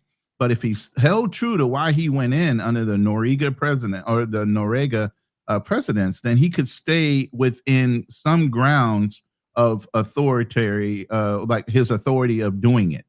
Now, when he starts talking about doing regime or controlling governments and reviving the oil rights and having our companies going without any kind of bids towards the government of having the rights to go and do it, and processing crude oil and all these other things, that's when you start to overstep your authority, and it gets real dangerous when it comes to the international law. Let's put it that way. What I'm saying is we call it whatever we want. And because we call it whatever we want, we can do whatever we want. We say, oh man, we just name it. But let this gentleman go a little bit longer, and he kind of puts a whole bunch of spin on why we did it, which makes me really think it really wasn't even about the oil. That is what's required of a terrorist. They must use violent, lethal attacks in an effort to force political change. Narco-terrorists would just be drug-funded or drug-related terrorists. That's the definition that's out there for everybody to look up. Well, the cartels aren't doing that. The cartels aren't using violence, particularly not violence against the United States, to change politics. That's where the argument comes from recently, that they're trying to say, oh no, Maduro weaponized cocaine. He weaponized cocaine specifically to attack Americans. Even if that was the case, what's the political change that he's trying to drive? See how we changed the definition? And that's what he's saying. He didn't do this, but what we do is we'll go in and do whatever and then say, oh, well, oh man, he didn't do it. Oh, well. And and that's when we're subject to international law. If you go in, and here's the thing, and we break international law all the time. No, listen, bro. Let me say this, because we waterboarded. Hold on. We waterboarded people. You gonna tell me we didn't break international law? Let me get this. We arrested people and sent them to Guantanamo Bay. They don't get a fair due trial. I said this in WhatsApp. I said this in our back conversations. I said I had a bone to pick with every fucking military leader that's out there listening to Trump and not telling him he's violating certain engagements, rules of engagement. He is violating them. And it's their charge as officers, as generals, the ones that control the masses when it comes to the military force, to say, look, I don't give a fuck if you're the president or not. That's not a lawful order, and I don't need to fucking follow it. That's up to them to do that. The people that on the lower rank can't say that. The general that executed that, that's sitting there on that fucking podium that had that press release after the fact, should have said, against our better judgment, this is what we did for the president. And he shouldn't even have done it. Because here's the thing that you don't know about military law. If you break a rule like that, you can be prosecuted to the nth degree because you should have challenged the fucking order. Bruh. Let me say this, because maybe you just not getting it. Oh, I get it. You keep saying that we're not breaking laws. Let me go through. We it. are. We did the Oh, war. I know. I said we are. We did the war of aggression. We have the treatment of detainees in Guantanamo Bay, meaning we tortured them. We brought them to Guantanamo Bay. We didn't give them a due process. They've been there for 25 years. We still haven't done anything.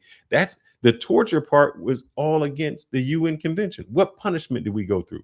Not only that, I can't even talk about Trump or whomever. Obama.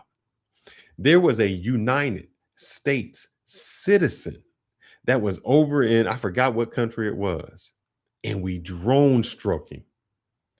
We didn't give him due process. We didn't find out if he was guilty. We didn't try to capture him.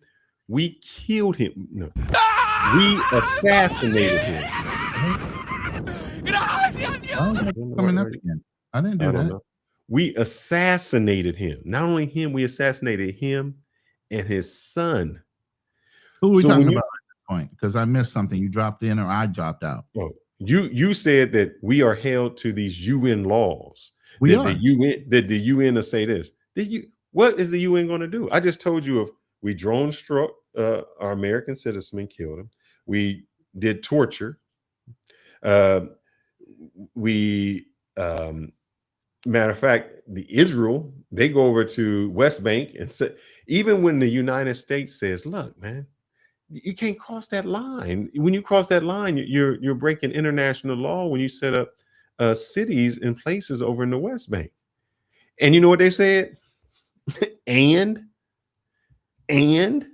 so when you keep talking about this UN law and all this is going to do something, no, we do what we want to do. We don't care what they say. Mm-hmm. The Venezuelans, what we said was that boat kind of looks suspicious. We're going to blow it up. Not only are we going to blow it up, Hence said that they didn't want anybody captured and we're going to hit it again so there's no survivors. I don't want to sound cocky, but you're right. There's certain things, even if we do wrong, who's going to tell us no, we can't? We do have one of the strongest militaries within the Western Hemisphere. I'm sorry to say, and I'm not sorry to say, I'm glad because that makes us more secure. I'm not saying you're wrong, but there are rules. And whether you want to call them shaming tactics or some other way where they start boycotting, dealing with America in certain deals, exclusionary ways. But again, we have so many leverage pin points on all these other nations. What can they really do if we decide to go amok? Now, what I'm saying is at the end of the day, our generals need to rein in Donald Trump. They need to say, no, sir, we're not going to do that. No, because now, this is what I call happened. them punk asses because here's the thing. I don't give a fuck. I've never done it while I was in the military and somebody tried to give me an order that was fucking unlawful or I didn't need to fucking do. I flew the bird at them and said, fuck you. I'm not doing it. I didn't give a fuck what they wanted to do. They held my rank back, whatever. I still got my rank and I got my back pay. So all you did was made a savings account. When you know the rules, you know the rules. Here's the thing. They're allowing him to do certain things because he can't push the button himself. He can't initiate any military to do anything just on his word. Officers and everybody has to plan that shit out. So at the end of the day, there was some planning going on in order to execute this thing. And all while this planning was going on, these officers, these generals that should have been challenging why they're actually doing this and the ramification, because we're not fucking stupid. We know if we go in to take him down for drugs, we're leaving a big gaping hole for leadership. Who's replacing him? What's going to happen on the politicals? When you play global fucking politics, it's like playing four-dimensional chess. Okay, it's not one move. There's a move, the counter move, and what's going to be affected by this person and that person. If you ever read a top secret report, it's fucking crazy how many levels they go deep. If we do one action, what's the adverse effect and what's the positive effect and why we're doing something? Believe me, Intel is in depth. So they already went through every fucking angle before they actually executed this thing. Man, and I'm telling you, they should have said something long time before this action extra happened. I'm going to try to bring, I want to play this And Go just ahead. remember what you said. Okay. Because I'm gonna find the other part of what this gentleman stated, and he explains exactly why it's legal and how we I circumvent said it. it was based on the Noriega thing, but at the I same don't time, think it's not you even don't have Noriega. carte I'll let blanche. him. But I'll the let whole him. thing is, you still don't have carte blanche under that precedence because you are still going to be fact checked on the back end on the evidence through UN investigations. You just don't get to run amok through a global fucking hemisphere with your military and think there's no ramifications on a global scale. You What I'm can't. telling you is what ramifications. I get what you're saying. What they're We're gonna so do? They're gonna sanction us. I have said we are wrong. I did say that. And one aspect, the aspect I'm saying we're wrong in, getting the guy out of government, no, because he is a fucking narco terrorist. He is a narco leader. It does have something to do with drugs. The point where he started to overstep his authority is when he said, we're going to revitalize a whole nother fucking area that did not have to do with drugs. Why are you talking about crude oil? Why are you talking about accessing crude oil? Why are you But talking let me about even go back to this, Roland. why are you allowing our government, our different companies to go down, revitalize by building infrastructure wise billions of dollars worth of equipment and going down saying, oh, we're going to give the government back. After you invest that kind of money, you're not giving shit back. That's a fucking lie. Let me ask you a question, Ronan. Let's go with your first assessment. He's a drug cartel head of narcs. Right. He's not in the United States. It doesn't matter. Why? Why is it that we can go to another? Oh man, my thing. Why is it that we can go to another country and arrest somebody who has never come here and done drugs? Because what they're saying is the whole idea behind the Noriega precedents is that we are not waiting for the UN sanctions to come on and try to encourage that government to stop. We need to stop that shit immediately. We already had an embargo. What are you talking about? But that wasn't stopping him. Maduro was still moving drugs. But why is it that you moving drugs to where? Why is it that you? I don't know. I don't have their intel like you. Nobody. No, what I'm saying is, what gives you the right to go to another? It don't matter what. Look, you know what we do in our country. How can we somebody can do it, dictate? but not too many other countries can. Let's put it that way. I get How what you're can you dictate? Because what we said is, hold up. We said they're illegal. We said that their elections were a sham. So it's I don't know anything about that. No, I'm just saying. So is Putin. Okay. How is it that we can say you're making drugs in your country, and we want to arrest you in your country? And I don't want to read the comments, but somebody said he allowed. I want the word. He sent drugs and allowed gangs into our country. How do you allow a gang into the country? This is our country. Listen, we allow drugs in I our get country. what he's saying. Literally. Hold up, no. Nobody can give you that's like saying I gave them drugs. I made them overdose. No, if I gave you drugs, you took the drugs. I just gave them to you. You, as the United States, allowed drugs in this country. Right. You, as the United States, allowed gangs in this country. Nobody else.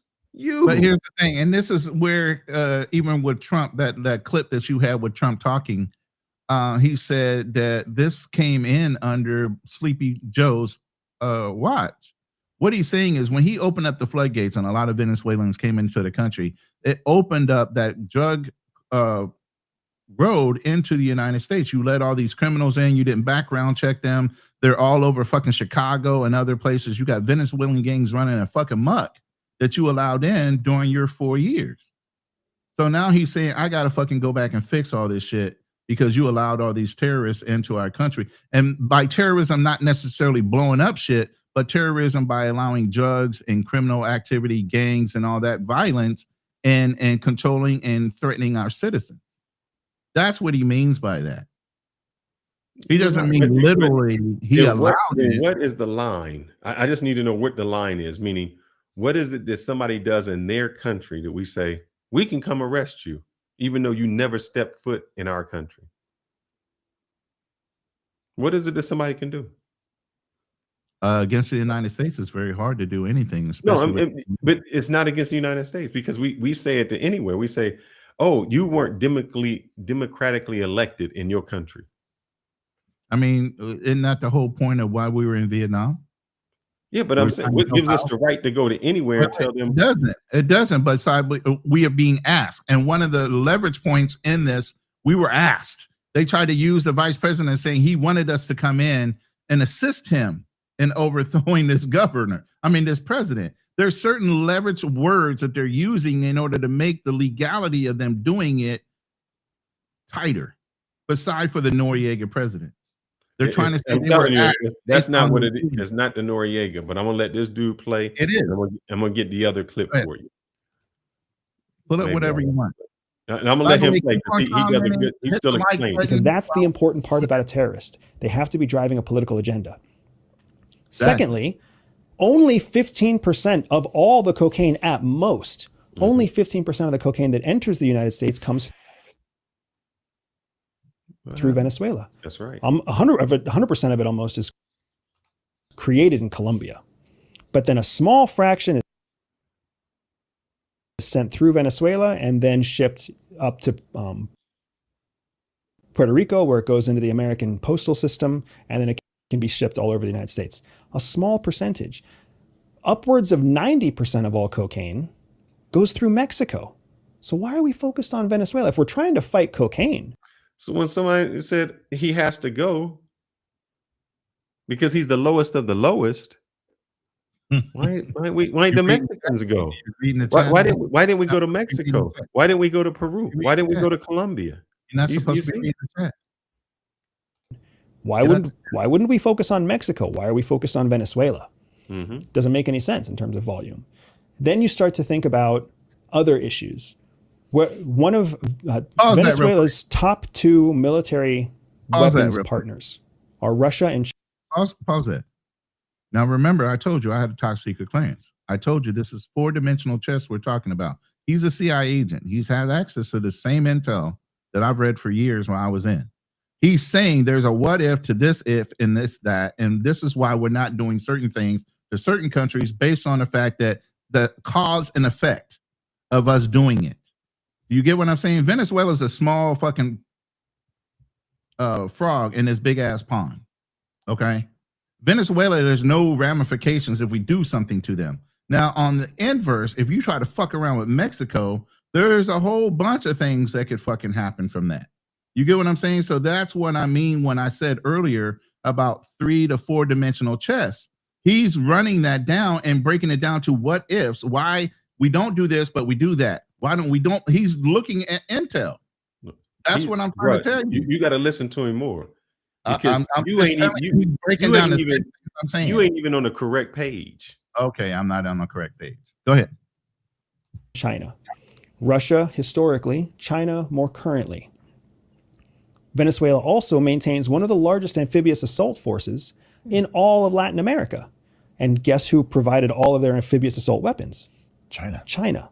So if you really want to know what an amphibious assault would look like of China against Taiwan, you want to get a look under the hood of what the amphibious assault looks like in Venezuela.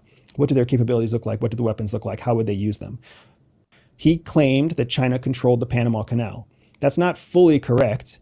The more correct way of saying it would be that China controlled the entrance and exit ports of the Panama Canal. Start paying attention to this. Listen. I told you it wasn't about drugs. It's not about oil. They were predominantly owned by a Hong Kong subsidiary. Okay, real quick. Let's talk about China real quick. So, again, this is chess. What can you do to stop your queen from coming over closer to your king? You start knocking out the fringes of your pawns or their pawns before they can make that move. Well, listen to him. That's what I'm saying. Let him go. He gonna cook it for you. Before he says it, so I know I'm on the right page. So what he's saying is basically, if we can knock out Venezuela, even though right now China is backing them in a lot of things like their amphibious assault units and all this other fucking technology, if we can knock out Venezuela real quick and China tries to show their teeth, then the fucking gig is up on the long-term goals of what China's trying to do.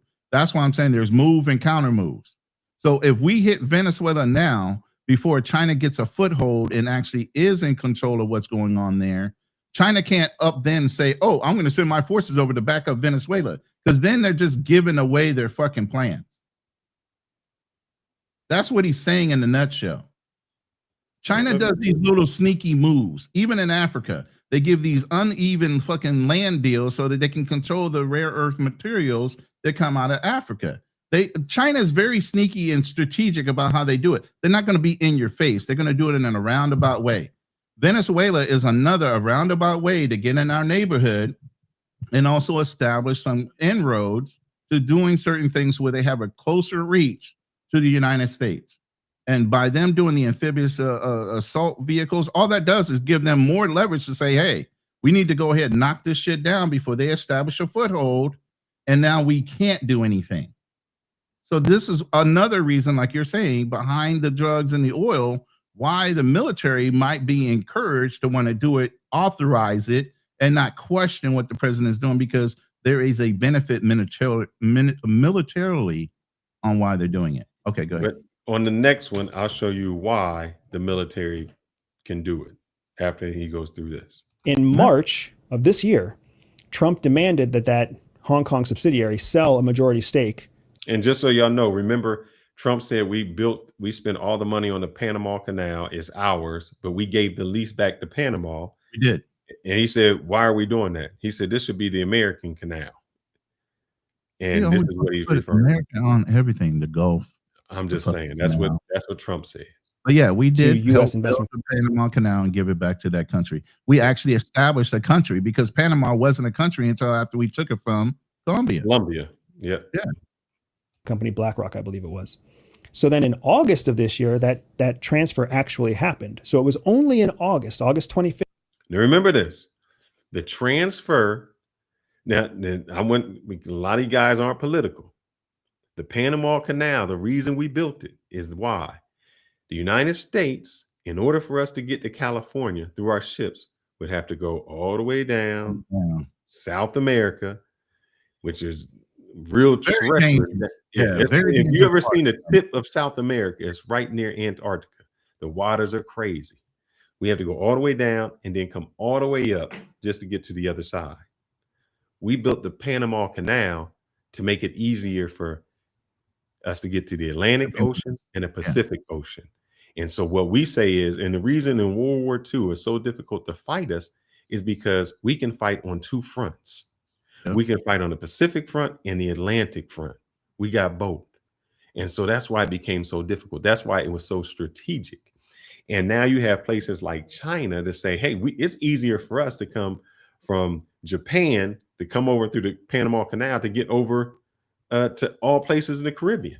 They're using it. It's a strategic place for us and for other countries. And then we got it back. And look what happened as soon as we got it back. 5th of this year, that the Panama Canal became majoritively owned by U.S. investment firms instead of majoritively owned by Chinese investment firms. And then within 2 weeks after that date, the first drug boat was blown up off.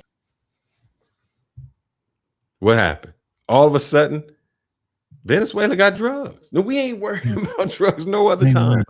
As soon as we get that canal back and it's in our hands and our lease and we got control, all of a sudden now we got to take all of our boats into the Caribbean. See, we needed a reason to go to the Caribbean.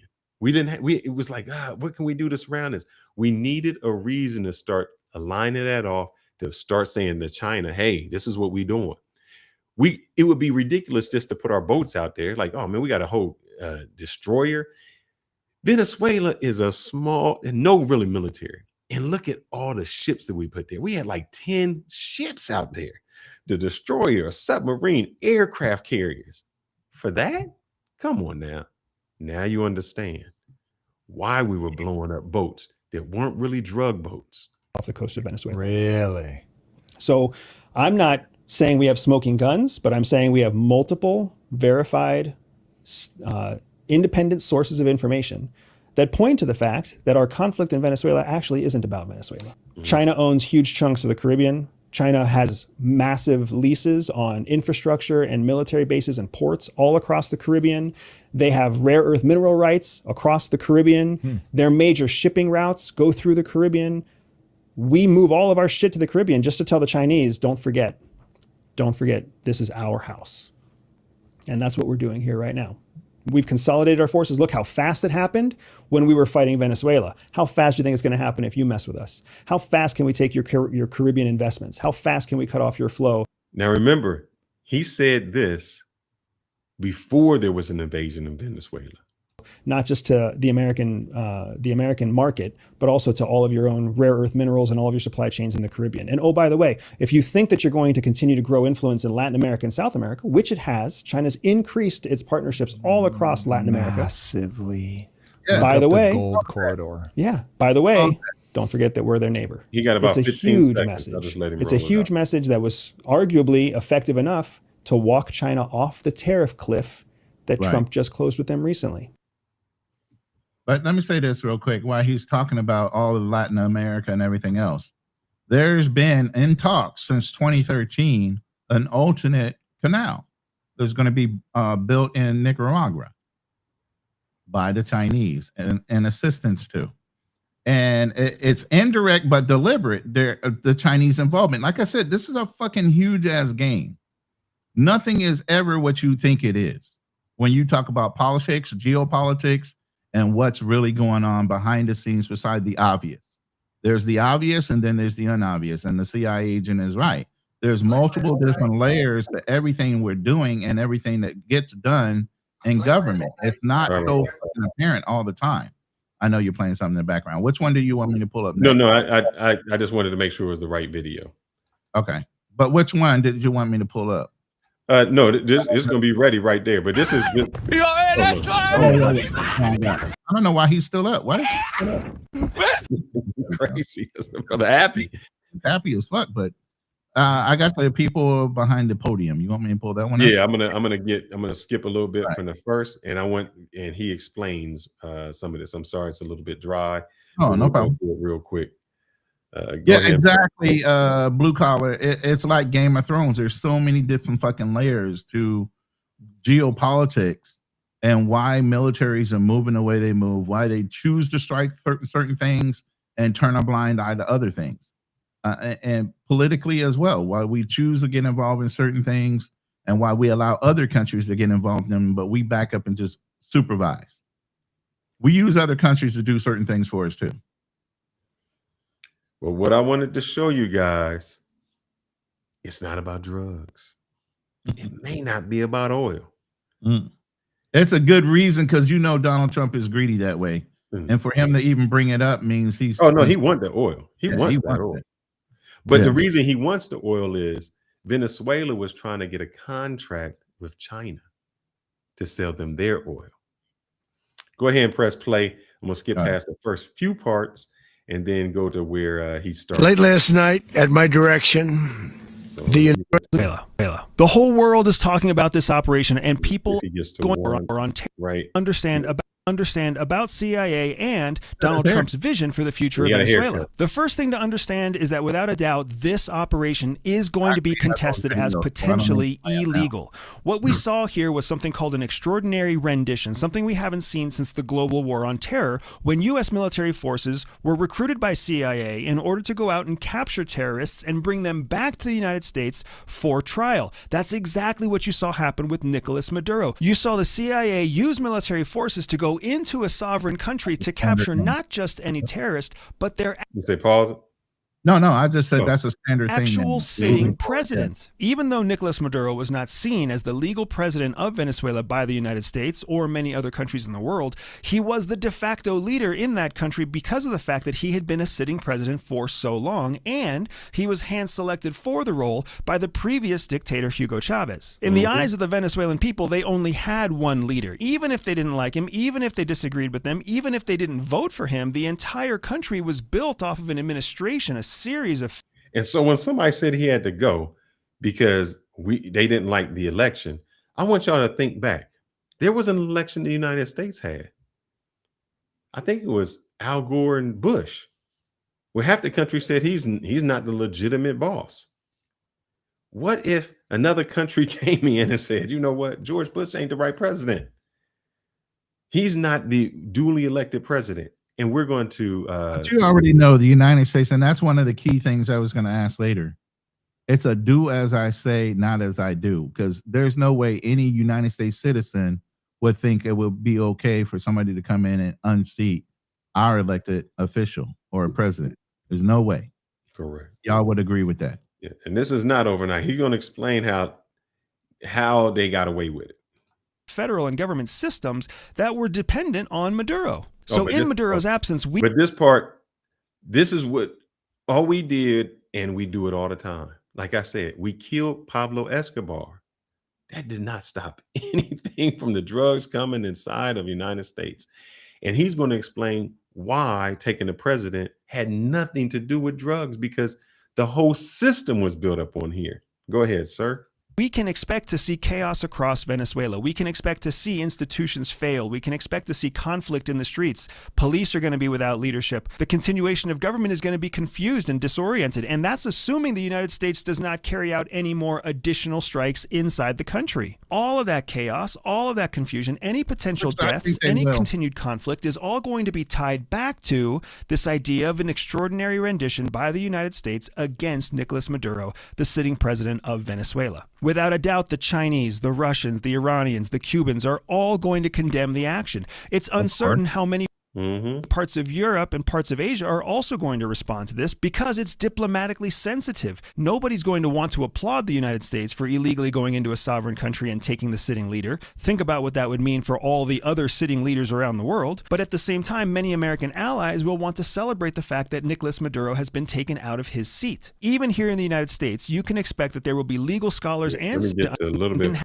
formally assigned foreign terrorist organization, FTO status, to the Cartel de los Soles, which is the cartel associated with the government of Venezuela, is an important decision because it opened up all the laws and all the authorities of counterterrorism to operations inside Venezuela. That's what I was trying to tell you. It wasn't about what you were saying. Once we assigned him to be a narco-terrorist, we didn't need the military. One of the reasons that's important is because by labeling Maduro a terrorist and labeling the government a terrorist... Pause that. Oh, you do need the military. And this no, we didn't need to call it a war. No, you don't have to call it a war at this point. Like I said, the Noriega president is in effect where you can use military as policing a government based on that fact. But what I'm saying is the reason, I don't know if you remember the 4 black tourists that went down into Mexico, 2 of them were shot and killed. And then the president said, yo, if you don't kick out whoever did it, we're coming in. CIA, military, everything, right? You remember how quickly they sat those 4 dudes right in front of the fucking border and say, come get them? They don't want military. This is the thing I'm trying to tell you. Let me get to the point. No cartel wants American military in their fucking bushes, beating them out of their fucking hiding places. I'm trying to tell you, they don't want that. That's why they'll give up whatever they need to quickly so that does not happen. Go ahead. The thing is, this is what the problem that it sets across. If you remember, and this is going to take you a long time, it's going to take you way back when Trump was first elected president. I mean, the very first time, one of the people he called was Taiwan. Do y'all remember that? Tell me if you remember. But I know you know why though, because China was threatening at that point to try to invade Taiwan. No. Here's where he fucked up, and they let him know he fucked up in 2016. And I'm going to read this. Donald Trump. Which one? Donald Trump fucked up? Or Donald Trump. Okay. Because what he did was he got elected. He said, I just got off the phone with the president of Taiwan.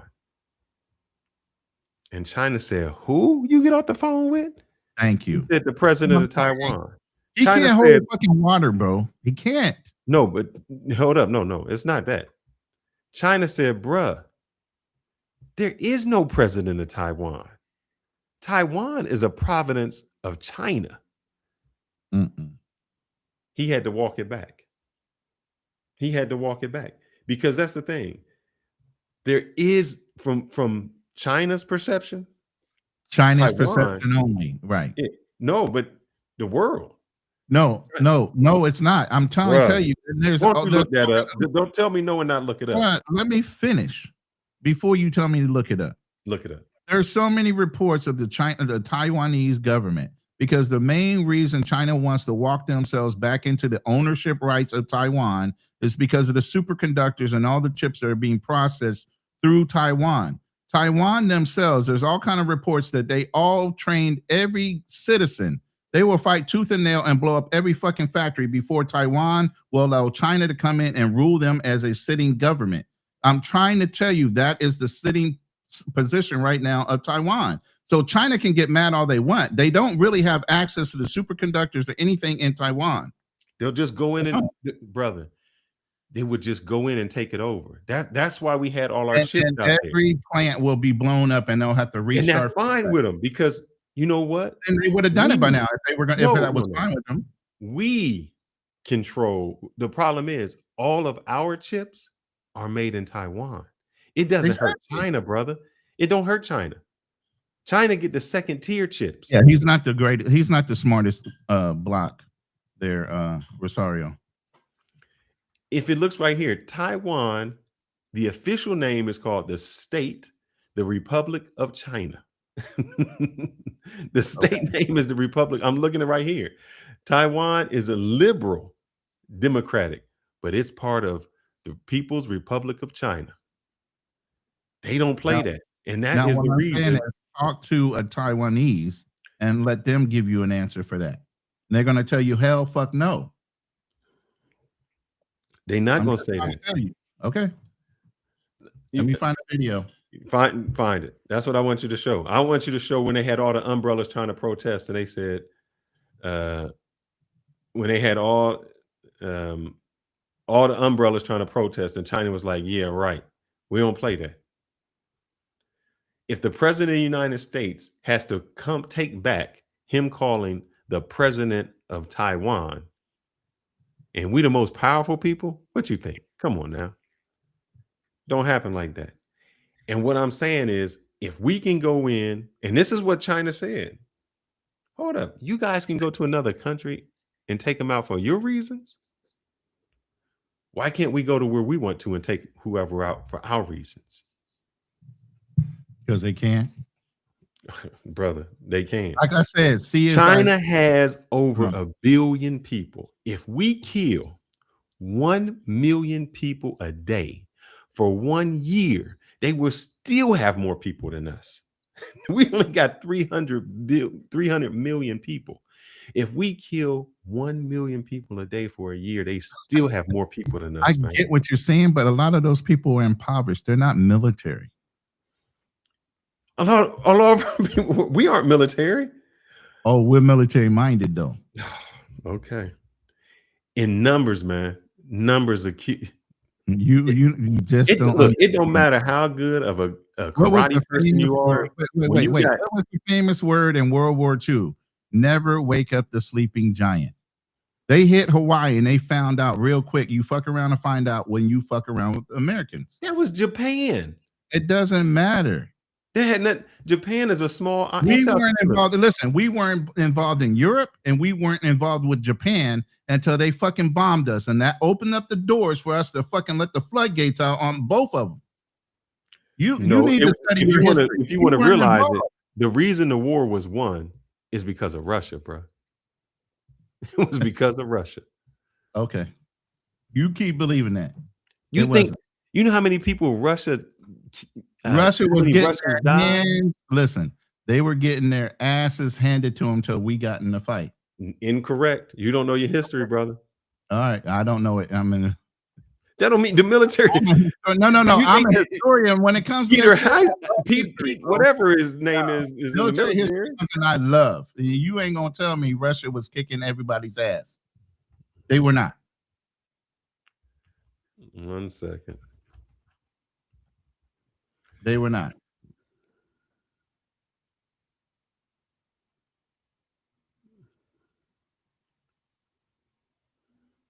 Let me see if this is it. This is Al Jazeera. And I think this is legal for us to play because it's not something that would object to. So hold on.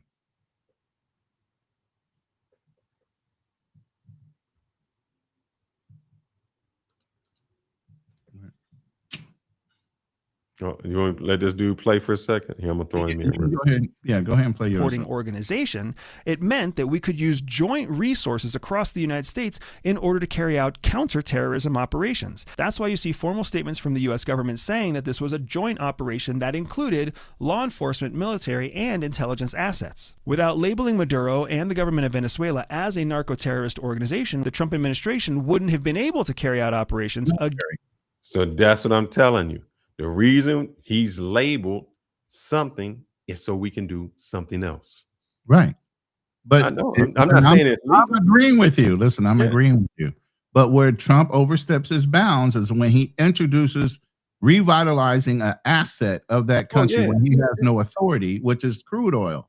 He has no authority to go and touch that just because he took out the president. But That's what you were his saying fucking was, if you were in the military, you wouldn't have went because of this. This is what they do all the time. They justify he it. just justified. Listen. He just gave you a reason that justified it. I just gave you a reason why Noriega presidents justifies the military acting in a police way when the CIA asked them to come join a joint venture in order to get a narco terrorist. That's why I just said that. Noriega presidents is exactly why they can do that. That's the reason why they can involve the military in policing acts in other countries to protect the U.S. assets, CIA members, and commissioning the warrant. I'm saying I don't think it's called the I don't know. It's look that up. Noriega precedents. No, I know who the precedent. No, but it's still he quotes the exact law. That's what I'm saying. And that's based off of that whole situation. Sovereign state of Venezuela itself. Another important thing to understand when it comes to these joint operations is something called authorities or titles. The U.S. military and CIA are governed by two different sets of titles. Title 10 for the U.S. military. That's it, Title 10. This is where he explains it. 50 for the CIA. Title 10 grants the U.S. military the operational authority to carry out military operations of an overt nature against foreign threats. Title 50 grants the CIA the ability to carry out covert operations against foreign targets. That means the military has to operate under Title 10, overt military operations, and if the military is going to carry out anything that is covert, it has to operate under Title 50, which is controlled by the CIA. This is why CIA, in order to carry out their covert operations, pulls from the U.S. military elite services like Delta Force and Navy SEALs in order to carry out their most sensitive and most tactical military strikes. Very similar to the bin Laden compound raid in May of 2011, the raid on Maduro's compound in January of 2026 also included months of preparation and planning in advance of the actual strike. That's right. So when you guys think that this just happened just because Trump said, I'm mad, I'm getting it. Nah, brother. When they start shooting them fishing boats way back in August, they was already planning. As soon as before the ink was dry on the Panama Canal, they was already planning this. This was already getting planned. Suggests that military Tier 1 operators were seconded by CIA under the correct title authorities in order to plan, prepare, and execute this operation. So when you start to hear people saying that this was a CIA operation or a military operation or a special operations operation, the truth is that it's all of those things together. Without a doubt, the DEA was involved. Without a doubt, the FBI was involved. Without a doubt, the state of New York was involved, because all of these organizations had to come together and work together because the U.S. government has to create a case for why they were able to render from a foreign country a valid target who was indicted. Stop the video. Did you hear what he said? The United States has to formulate a case so that they can execute something like this in the global scale without violating whatever trust we have within the UN. No, brother. We made up our own law. Our Title 10 and our Title 50 are our title. It's the law that we made up. But they are dictated through what I just told you. And now I'm going to prove this to you. There is a title. Hold on. I'm going to just go ahead and share the screen. If you even Google it, it comes right up. And why it had to be set up this way. But you're saying it like it's a law. It's like saying the Monroe document. It's a principle. Listen. Noriega president referring to a legal. Wait, you can't see it? No. You see it now? All right, yeah. Okay. Refers to a legal principle established by the U.S. prosecution of Panama dictator Manuel Noriega, confirming the U.S. courts have jurisdiction to try foreign leaders for crimes, even if brought to the United States by force. And All right, that's so let me stop there for a second. Okay. Stop there. That has nothing to do with international law. Let me finish. That is international law because he was in a whole nother country when we brought him to the United States. It just said, who was it established by? Wait, stop. Let me finish. Let me finish. The finish, it says, question the legality of military action on or foreign policy decisions, treating a forcible seizure as a valid way of obtaining a defendant for trial. That's important to know. You can't ignore all that. Now, it sets a standard that leadership or leaders' foreign status or alleged human rights violations don't grant immunity from U.S. criminal law, allowing the executive branch to bring foreign officials to justice. That's what started this off, and that's Wait, now, hold up. You good at Googling. I want you to Google this then. Why don't you Google it and show it to me? I just had to go and Google this. Now, you want me to prove my points? I just No, did. you didn't. Hold up. You did. All you did was prove. Hold up. All you did was prove this. You proved that the United States created a law so they could go there. No. You didn't prove. Hold up. You did not prove that this is recognized by the United Nations. It is. Then that's what I want you to prove. That's what he just said with what he said that they had. He did not say that. He did not say that. Roll your man back about 5 to 10 seconds. All right, let's go. Sensitive and most tactical military strikes. Very similar to the bin Laden compound raid in May of 2011, the raid on Maduro's compound in January of 2026 also included months of preparation and planning in advance of the actual strike. This suggests that military Tier 1 operators were seconded by CIA under the correct title authorities in order to plan, prepare, and execute this operation. So when you start to hear people saying that this was a CIA operation, under correct titles of authority, do you think that's for the United States? But here's the thing, bro. I just pulled this up. You just sent me to pull it up. Listen, let me finish. Let me finish my statement before you show what you're going to show. That's the whole reason behind rules of engagement, the Geneva Convention, the Hague, and all these other things. You have to be convincing, not for yourself, because we don't have to prove anything to us. We can do whatever the fuck we want for us.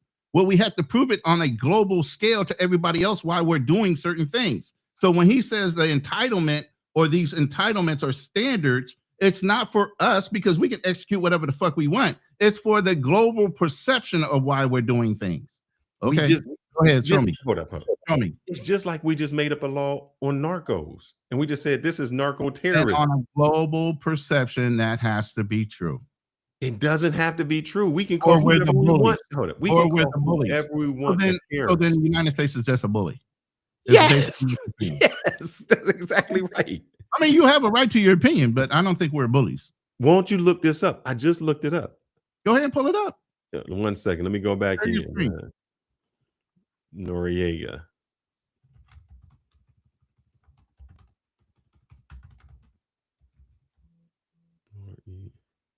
Sorry for the pause.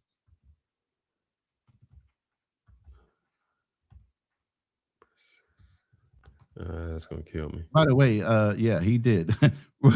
Rosario, thank you for becoming a member. He said he also said he spoke to the president of Puerto Rico, but does that make it right?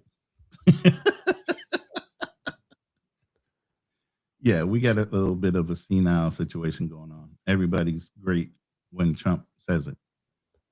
But go ahead. 1 second. Let me go into. I didn't want to do a new chat.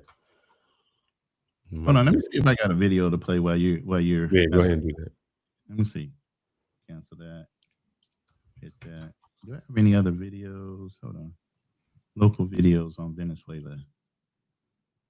Oh, let's play this lady's opinion. Hold on. And then I got another guy. He's a right winger. This lady's coming out here. You know what? Donald Trump is an international war criminal. We have failed in the United States to stop him. We are no longer the greatest country on earth. He can and must be prosecuted by The Hague. The international community is the only thing that can save us now. Maybe if some Republicans in Congress step forward and decide that he's crossed the line, but we are all in extreme danger. He has invaded another country, taken it over, and kidnapped its leader. Maduro is a bad guy, but this ain't how we do things. Yeah, I think The Hague is the answer. All right, and let me play this other guy. He's another guy that would say he agreed with what was going on. Let's say this.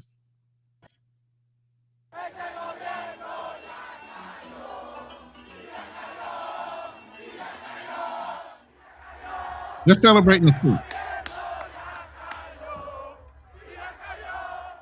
Okay. A terrible person community is. I'll jump to it.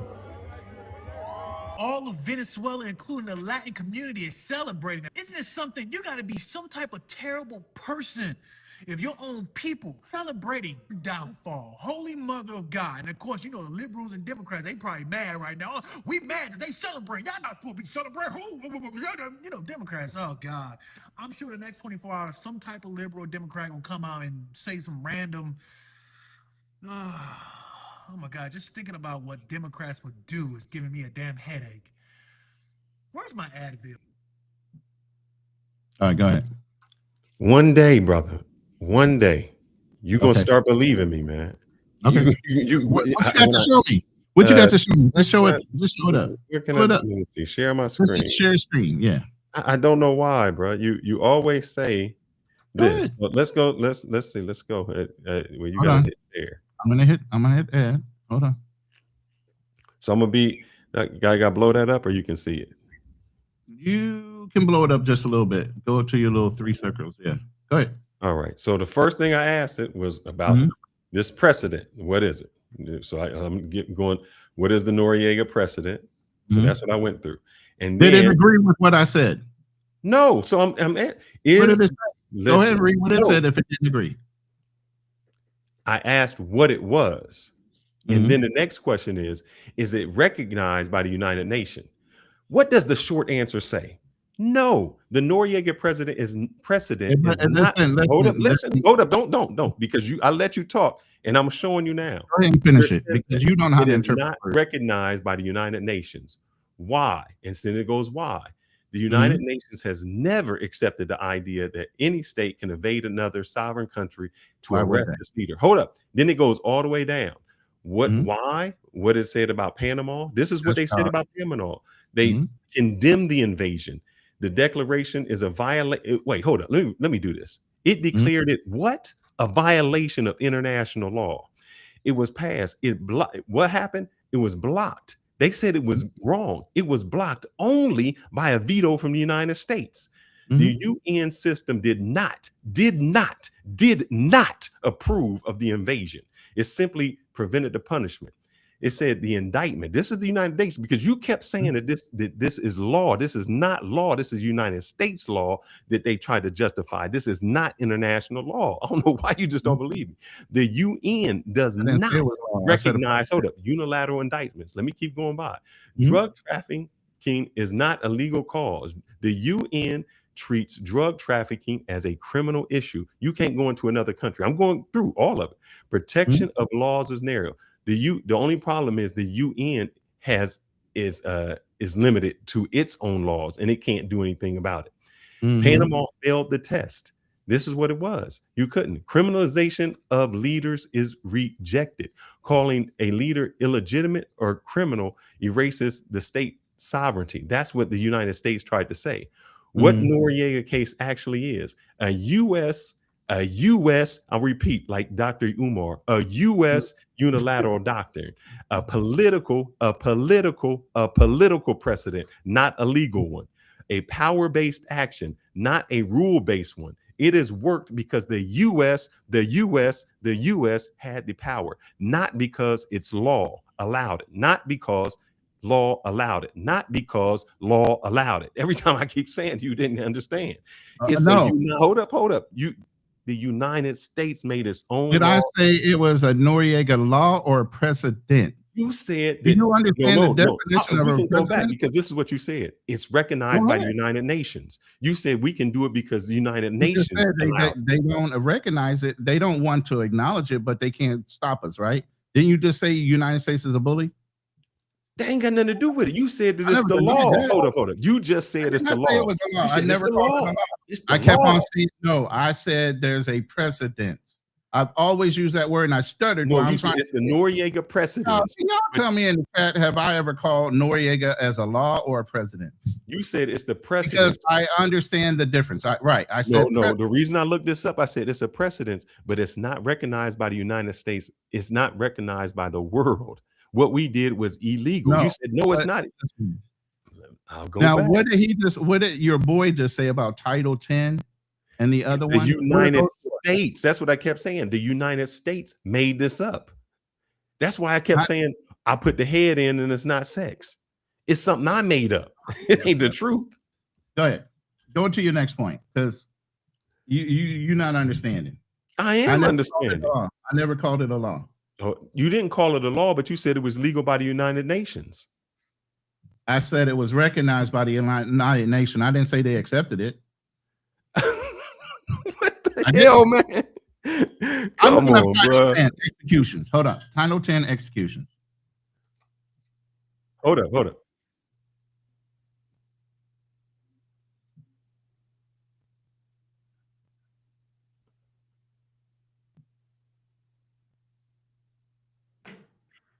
It is. Hold up. I just played it. You need me to hold up. Let's go back. Share my screen now, brother. Share my screen now. Let me look up something. Hold on. No. Share my screen. Share my screen. Come on. Nice. Hold on. Share my screen. No, I'm taking your words right out of your mouth. Please share my screen. Don't hold on. Share my screen. You can do that after you share my screen. All right, I'll do that while he's doing the research. Oh yeah, I did. In the middle of text. What's that? Where is it at? What? Oh, there it is. Is this it? No, I don't know where we at. No, that's you. Yeah. I got this screen. Is that the screen you want me to share? Nope. Hold up. Here we go. Hit that one and bring up your new screen. Fraud. Streaming, This you is didn't you right bring here. the right screen. There you go. No, I'm with you. Let me know. Is that it? No, that ain't it. There's a guy. Who's this? Yeah, that's right there. So let me go back. That's 1016. Look. He trying to run it back. No, I'm going. No, because it was at 1016. I'm going. Wait. Oh, okay. It said 1016. I went the wrong way. 1044. I'll just let it play from there. The raid on Maduro's compound in January of 2026 also included months of preparation and planning in advance of the actual strike. This suggests that military Tier 1 operators were seconded by CIA under the correct title authorities in order to plan, prepare, and execute this operation. So when you start to hear people saying that this was a CIA operation, under correct titles of authority, do you think that's for the United States? But here's the thing, bro. I just pulled this up. You just sent me to pull it up. Listen, let me finish. Let me finish my statement before you show what you're going to show. That's the whole reason behind rules of engagement, the Geneva Convention, the Hague, and all these other things. You have to be convincing, not for yourself, because we don't have to prove anything to us. We can do whatever the fuck we want for us. Well, we have to prove it on a global scale to everybody else while we're doing certain things. So when he says the entitlement or these entitlements or standards, it's not for us because we can execute whatever the fuck we want. It's for the global perception of why we're doing things. Okay. Go ahead, show me. Hold up. Show me. It's just like we just made up a law on narcos, and we just said this is narco And terrorism. on a global perception, that has to be true. It doesn't have to be true. We can call Or we're the whoever we bullies. want. Hold up. We Or can we're call the bullies. whoever we want. So then the United States is just a bully. It's Yes, basically- yes, that's exactly right. I mean, you have a right to your opinion, but I don't think we're bullies. Won't you look this up? I just looked it up. Go ahead and pull it up. 1 second. Let me go All right, back share your here. screen. Hold up. Go No, ahead. let it go. Hold up. You ain't there. I'm gonna get your word. I've never called it a law, though. You ain't never going to catch me. Listen to saying what it you was a said. law. Listen to what you said. Hold up. I never called it a law. Republicans in Congress Hold step up. forward. Listen to what you said. It's not for us because we can execute whatever the fuck we want. Oh, evidence. 1 second. Let me go into. I didn't want to do a new chat. Can I at Hold least on, show let me my see if I got a video to play while you're Yeah, go ahead and do that. Let me see. I'm gonna take this little rinky dink you simulcasting my shit on the simulcast. Hold on real quick. Let me get that out of the way. And I'm gonna bring up my shared screen on exactly what this brother just said about Title 10 and what actually is Title 10 and whether Title 10 is actually recognized by the UN. What does it matter if the United States has all these rules and obligations, but yet and still the UN doesn't recognize not one of them? And why I'm bringing this up is because the UN does not recognize Title 10 as being anything but something set up by the fucking United States. But we have standards in order to produce operations. Regardless of whether the UN wants to go along with it or not, we don't give a fuck about that. We care about holding ourselves to a higher standard. That's Then what we made up the law. It doesn't matter. Perception is also a global thing too. So we have standards of operating procedures. And when we have standards, we have to set up certain rules of engagement within those standards. So I just asked, is UN recognizes Title 10? It's absolutely not. Okay. But what I'm going to say is, let's go back up here. What is Title 10? Okay. That he brings up so much and so loud. Title 10 of the U.S. Code, is a section of federal law. Federal law means we can be prosecuted if we execute things wrong, that governs and organizes the authority of and employment of the United States Armed Forces. Okay, federal authority. When an operation is conducted under Title 10, it means the president is the commander-in-chief. Forces are operating in a federal military, not police. The mission are military operations, not civil law enforcement. So in order to get us to enact with the federal law, there's certain things that have to fall into place. Title 10 versus law enforcement. We actually are only being able to engage on war or national defense, enforcement of domestic laws. Okay, so CIA employed who? The federal government under Title 10 to utilize the military special forces to conduct an operation on foreign soil. Who do you think we were sent there to do? Not only protect these guys, but our interests. That's the only way you can get the U.S. military to operate under that kind of term. But here's the thing. Even though we have our own standards operating procedure, the point that you were trying to make is the UN doesn't recognize it. Does the UN recognize Title 10 and our stringent standards in order to utilize us as a police force within our own justice system? Hell no, they don't recognize it. So what's your point? No. What you said was this. I said what we did was illegal. And you said, no, it wasn't. You said the UN recognizes it. I said, no, they don't.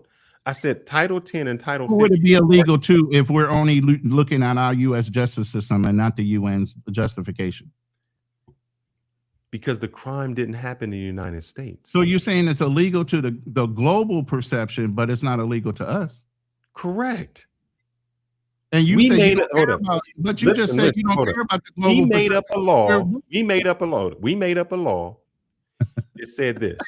We're allowed to go somewhere else in the country and kidnap that. We made the law up.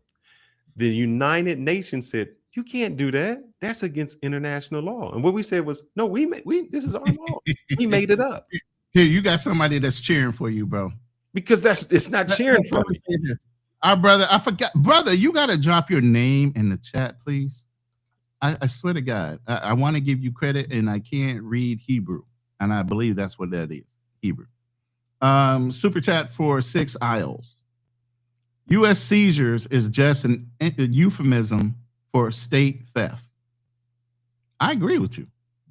Sometimes I think there's ulterior motives. Like I said, if Trump was going in just for drugs, then he would have just seized the man that was in charge of doing that and not even mention the access to, reviving crude oil in fucking Venezuela. That's greed. That's thievery. I agree with you. What do you think? You there? I'm here. What do you think about that? That wasn't the argument. The argument you were saying was this was the UN says it's okay, and I'm saying no. I never said that. I just said that listen, oh my God. Oh man. I gotta go back and listen. Can y'all understand? And why is he not understanding? Because I'm taking it out of your mouth. No, but you're not listening to what is coming out of my mouth. What I said was the U.S. has a foreign perception they want to project. So we have standards of operating, saying we're within our own bounds of what we think is a standard of law abiding on a global scale. Whether you agree with it or not, we don't give a fuck. But we're gonna operate in a certain. Let me help you out here. Let me help you out here. Oh my God. If Israel said our law says we can invade Pakistan or Palestine, our law says that we can set up these camps and take it out. Didn't they just do it? Because this is our law. Didn't they just do it? They did it, yes. Okay, so did they give a fuck what the UN said?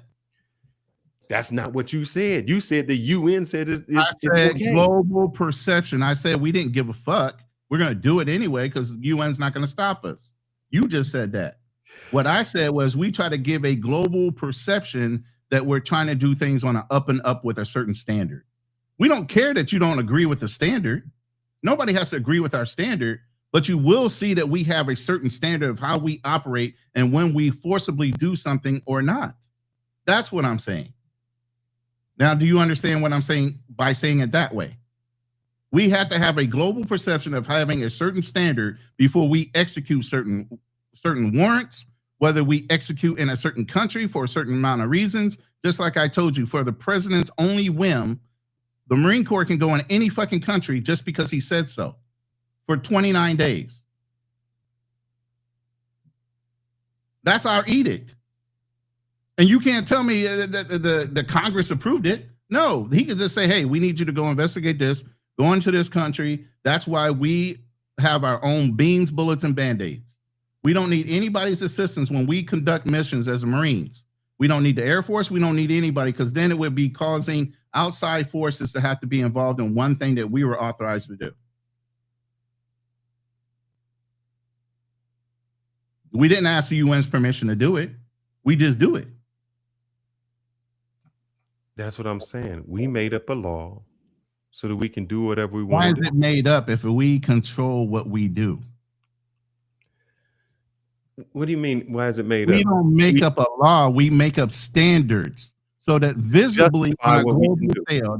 Listen, even though you might say it's a law, it's a visible global standard so that other governments can't say we're out there. What you just said for no reason. Not recognized by the globe, my friend. That's what we just proved. We don't care about that. We don't care. But you just said it's a global standard. It can't be a global standard. Global doesn't recognize to the global fucking community that we're they don't recognize sanctions and I don't care. Recognize it. We don't care. You can ask the boy on the screen. We don't care. We don't care as Americans when it comes to that. That's what I just operating. That's not what you keep saying. I keep saying we made up the law. I don't know. We can justify it to ourselves. Let's move on because we're gonna go round and around and we're gonna drag this out. Or a military operation or a special operations operation. The truth is that it's all of those things together. Without a doubt, the DEA was involved. Without a doubt, everybody's tongue, even though only half the people you talk to are actually asking that question. If you haven't discovered your natural paycheck from the cocaine that was being produced in Colombia and transiting through Venezuela. So you can see that Maduro has been at the game for a long time. And as he started to climb through the political hierarchy, he would backfill the positions beneath him with trusted loyalists who were also part of the Cartel de los Soles. That means that the current sitting vice president, Delcy Rodriguez, is also part of the Cartel de los Soles. And the defense minister of Venezuela, Pedrino Lopez, is I'm just looking in the comments. I'm also part of the Cartel de los Soles. In fact, both people have been named in formal indictments by the Department of Justice against Maduro. And the list goes on from there to senior lieutenants that are in all the different branches of the military, including the Air Force and the Navy, because those are the organizations that are relied upon in order to take the smuggled cocaine out of Venezuela and across the ocean into the United States. So the entire chain of command of Venezuela is in question. The top two people who would most likely be the continuation of government are also part of the cartel, which means they are also part of the target list for the United States. They know that, and they must recognize now that the capability of the United States to come in and carry out a covert lethal strike against any one of them is imminent. Many of the top leaders of the country could... See, that's why we do it, because we can go in and challenge anybody we want just because. I just said that. No, I'm saying they don't make it legal internationally. We don't care about legalities as much as saying that we have a global perception that we do things in the right manner. But we don't want your permission. We don't need your permission. Just like the brother just named off about 3 other fucking conflicts that are going on. Ain't nobody asked permission to do those things, and they don't care what the fucking UN thinks. They do what they want to do, and then they'll ask fucking permission later. No, exactly. So if there's any fucking problem with it at all? No, here's exactly what I'm saying. When the other country says our law allows us to do this, what right do we have to say, no, man? Oh, okay. China writes a law that says we're allowed to murder whomever for whatever. And we say it's wrong. And international law says you can't do that. And listen, and that's how wars are started. When we all agree or disagree against one country or 5 countries of saying that they're doing something above and beyond what we think is right. No, wars are started when one country thinks they can do another. Because if you're a powerful country, you can do whatever you want. That's why Russia can do what they want. China can do what they want. That's why we care about global perception more so than anybody else. They can all do what they want. We don't care about perception. Yes, we do. We absolutely do. If we care about perception, 190 countries voted against Israel and we still reject it. Right. That's not perception, man. That's what you mean we care about perception. We already know the underlining tones. No, but you just said we care about perception. You don't want to talk about the small hats. We already know that they have some controlling factors when it comes to U.S. government. Sorry. That is what it is. And no, they would never turn against them. I don't think I think as a matter of fact, if you do remember during the coalition war in the original Gulf War that I happened to participate in, Israel wanted to get involved. And what did we tell the Israelis? Because of all the Muslim countries that were involved in the coalition, they can't jump in. We'll fight for them, even though they were the ones getting bombed by Saddam, because Saddam knew if he got Israel involved, the coalition would break the fuck up. That's why he was bombing specifically Israel to try to get them to want to fight back. You don't remember all that?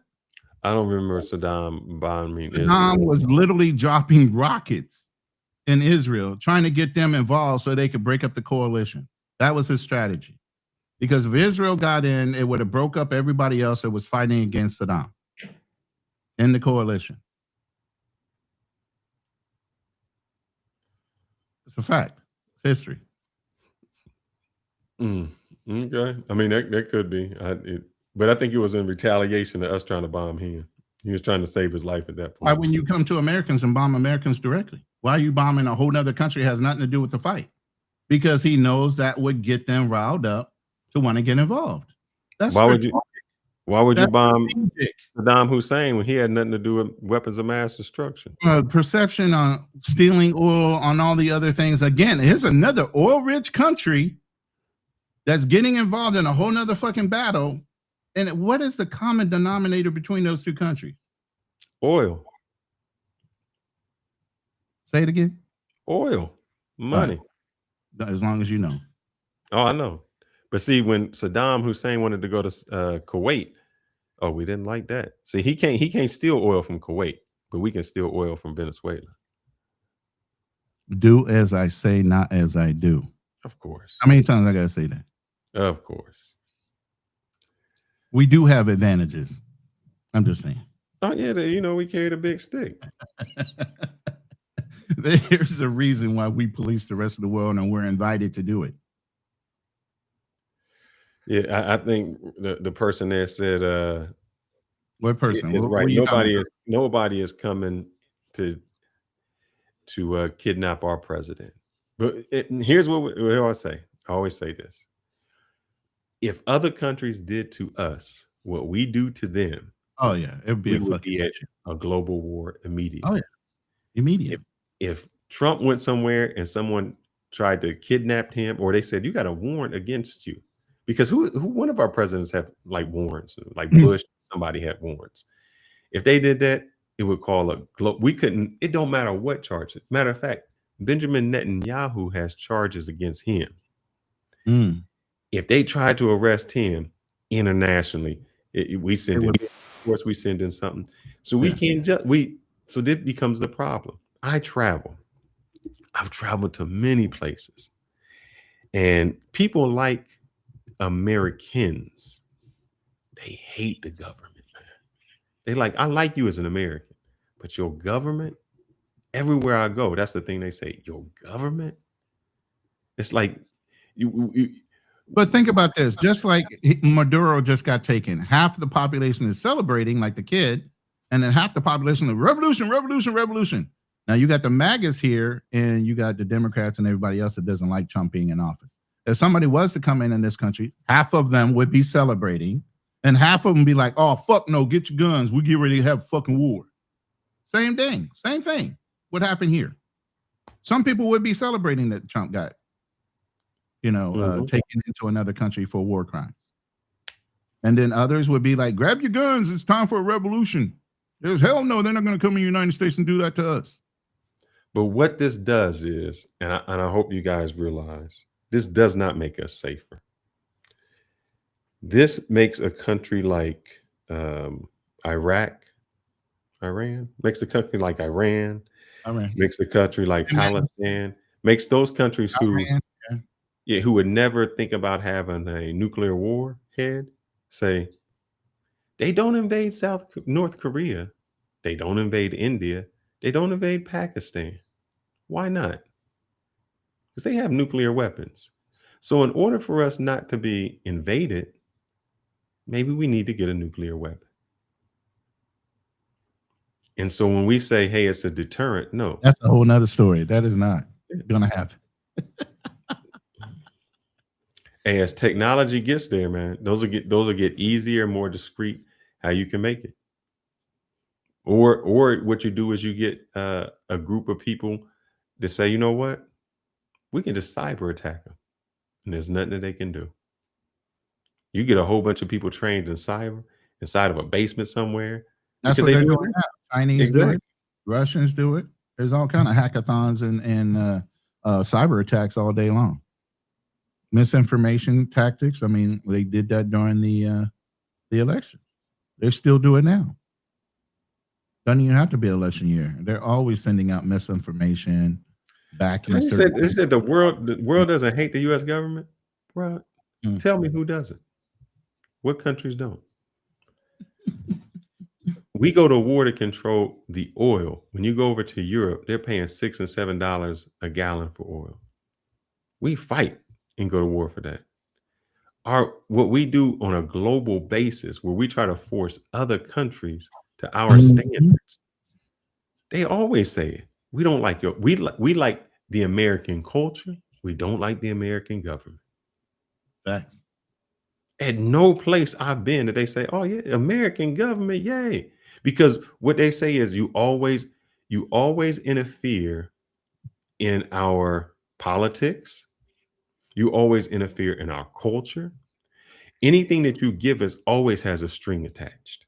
There's nothing. Even Haiti. Haiti's like, bro, you set up a puppet government all the time. And when you say, hey, man, we're coming in to save you, we're trying to help you, and then you set up a puppet government, the puppet government is not for the people. When Trump said we're going to help you out and we're going to be political for Venezuela, do you think that was for the Venezuelan people? Or do you think that was for the benefit of the United States?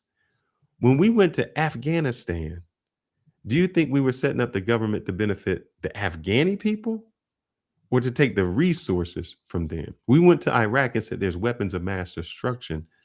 Were we doing that because we wanted to help the Iraqi people out? Or was it an ulterior motive? I've never seen us go places and say, man, I've never seen us go place and we leave it better than it came. We messed up You might be Vietnam. saying Oh, you said as far as a war.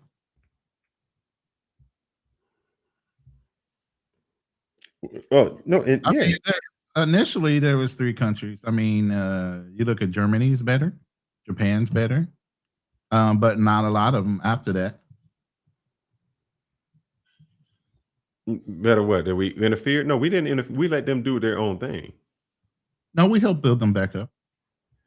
We didn't interfere with their politics. We didn't say who they could elect. No. I'm saying No. anybody that we put a puppet government in, who is better?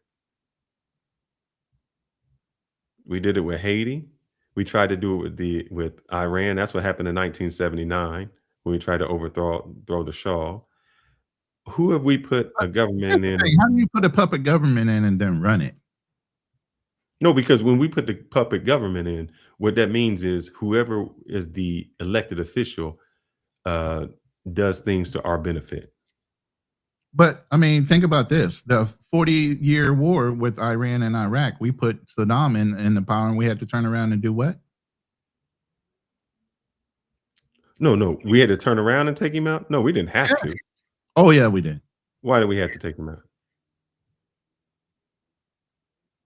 I believe at that point they were saying he was funding terrorism. That was the lie. What terror? That was the lie. I'm not. No, what he was saying was he said, "I've never been to the United States. I don't go to the United States. Why do you want to come here?" Who's never been? He might not have, but we've sent all kind of soldiers over to train as Republican Guard and everything else. We trained him. He wasn't fighting us. Oh no, he was fighting Iran. That was the whole thing about us propping up Saddam in the first place. No, we propped up Saddam in Iran so he could fight Iraq. No, Saddam is Iraq, and then he's fighting Iran. Reverse. Yes. We fought him up, so we put in a puppet government once again to do the same thing. And so, but at what point? So, what was our reason for going into Iraq? I can't tell you that personally, but I have. I mean, didn't you fight in that war? Listen. Everything has to deal with that 3-letter word. Every time.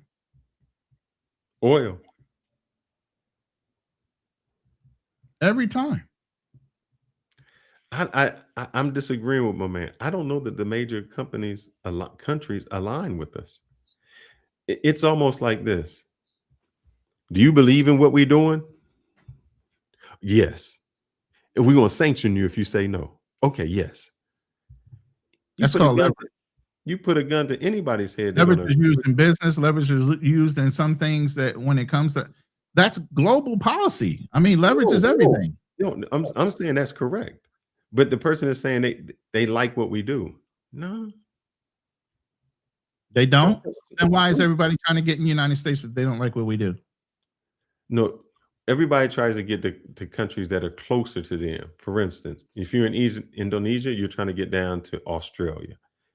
You know, Canadians aren't trying to get to the United States. You don't think Indonesians want to come to America? You think they'd rather go to Australia? Whatever's closest to them. You think so? Whatever Western civilization is closer to.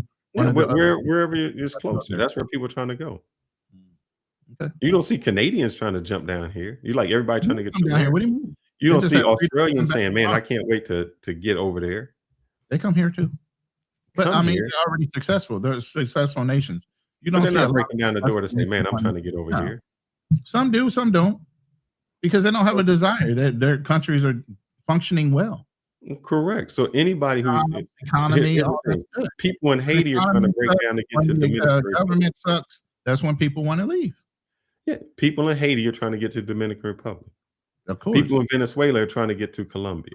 It's whatever is bad, you're trying to get to something better. It's not that, oh, I'm breaking into the United States. It's whatever I can get to that's better. But globally, the perception is everybody's trying to get where. Well, in one sense, I would too, if you're going to give me some free rail fare and I can give me exactly. There's no social benefits as great as the ones here that you automatically get without having to earn it in some way. Mm-hmm. So I think in that sense, we give it freely. I give it freely. Well, brother, we met the 3-hour mark, man. I think we did Yeah. good for this evening, You brother. said we were going to try to keep this in 2 hours. I knew we weren't going to. I had to look something up. Did I man. not I'm gonna call it find 3 that hours? spot. I called it 3 hours. I said it's going to take 3 hours. So you good for My that? wife mad at me, so I gotta go take care of her. I think I'm young. She gotta go back to work tomorrow. My girl's getting tires on my car and she's paying. That's what I'm trying to say. I love You know what I'm that. saying? I love that it. too. But I think what we proved here today, and I don't know if proved, is that when the United, and here's the perception, when the United States tells you it's raining, look up, because they might be peeing on you, man. They might be taking a piss out on you. So be careful. And and in my closing, I say this: we said that we went to Venezuela because of drugs. I think I discredited that. There's only 15% of the drugs. Mexico did it. And I said maybe we went there for oil, which we probably did.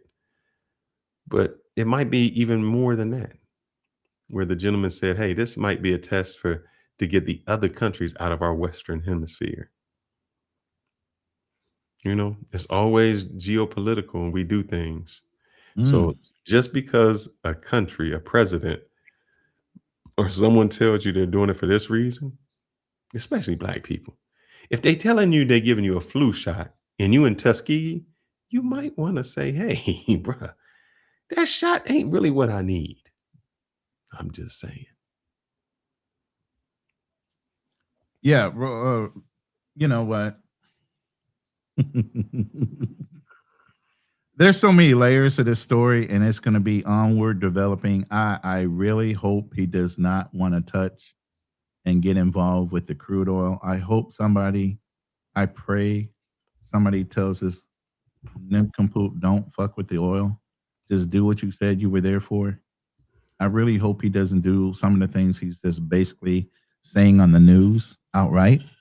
Leave the oil fields alone. Don't revive them. Don't invest billions of dollars to get the oil fields running, because all that means is you're going to start occupying that country because you're going to want your investment back in blood, basically. So you're trying to steal their natural resources. I don't agree. I think somebody said something. I got to disagree with obstacles, man. And I'm just going to read this one because I think obstacles, maybe you're late. You should watch the first hour. It says there is no American spy operating as a mayor in any country as a spy. I think Ronan said that the Somalians are taking over Minnesota, baby. And they got a mayor, a senator, and everybody else. Oh my God, they got all the way up to senators running this shit, and they pilfering us. Yes. So they don't have to be a spy. I don't know if I should open up a panel later. If you guys are interested in me opening up a panel, I wouldn't mind opening this up for I don't mind having a conversation after hours. We can do another live. I can go ahead and open up a panel and have you guys come through there. And it'll be an open panel on both either Somalia or the Venezuelan situation that's currently going on, or the Somalian fraud out of Minnesota, now Ohio. And now what we're looking at on a national scale, the breadth of how much the Somalian people as a whole have basically rigged, taking advantage of the system.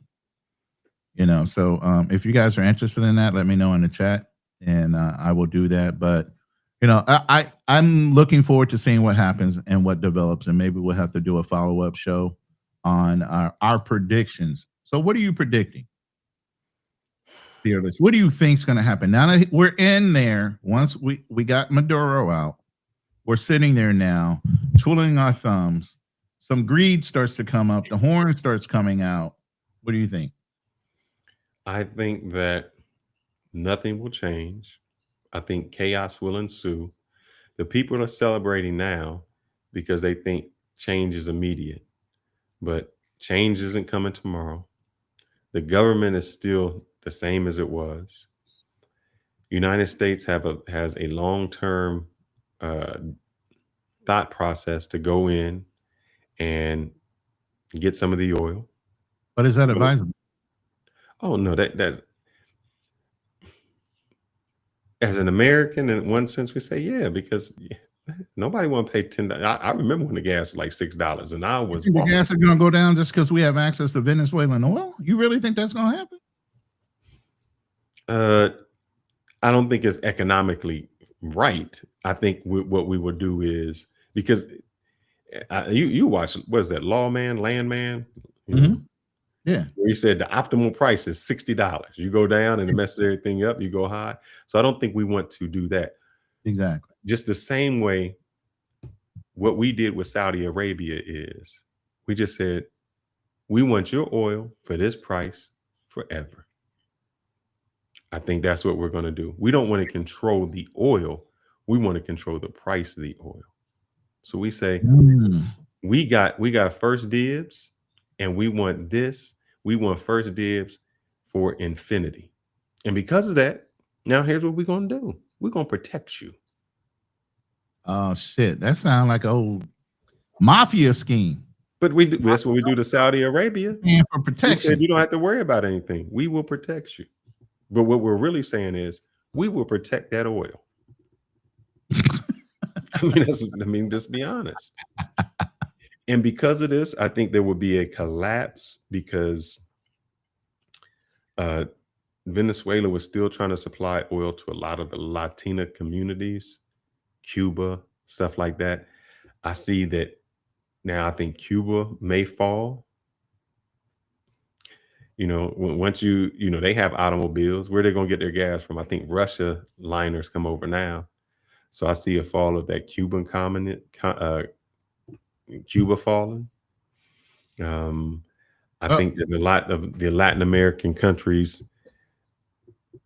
will do what we say, not because they want to, just because anybody who has power is always afraid to lose power. So that's what I see in the future. And I see that, yes, this was one way for us to get oil and one way for us to try to scare China.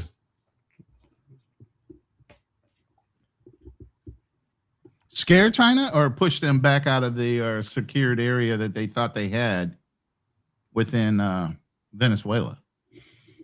But just to tell them we own this Western Hemisphere. But the problem is when China says, well, we own the Asian Ocean or whatever it is over there. That's the issue.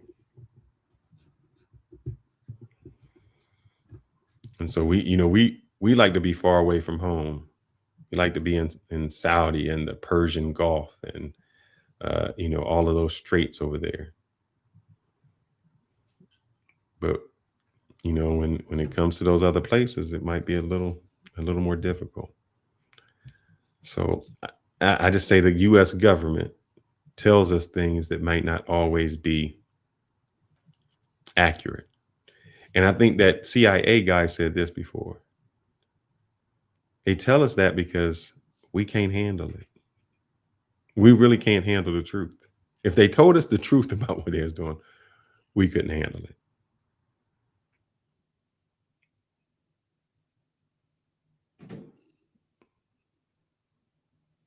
What's your outcome? You doing something behind the scenes? You ready to roll up? Actually, yeah, I got the link to the new live. Go ahead and throw that in the chat. I'm going to bail out. I got to work tomorrow, man. I can't steal oil. I wish I could. Get gone, But I always did want to see Venezuela. I've been on the border, but, I was always afraid to cross over.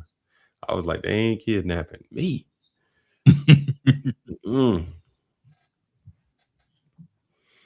So he's got the new live in there. Make sure y'all copy that down. Conversation. If you guys care to want to join, I have it set up for both Rumble and YouTube.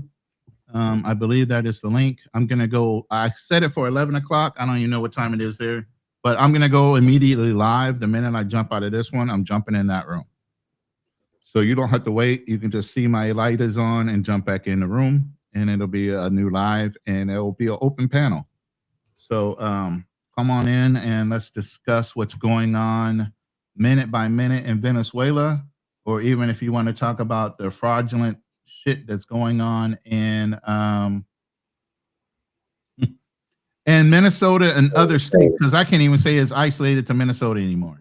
God damn it. It's all over the place. Yeah, the whole country is now been subject to what's going on there. So I'm messing around in the background with other things. So excuse me for not being so focused. But yeah, if you guys like to join that, I'm going to go ahead and go live. Other than that, we thank you so much for joining us.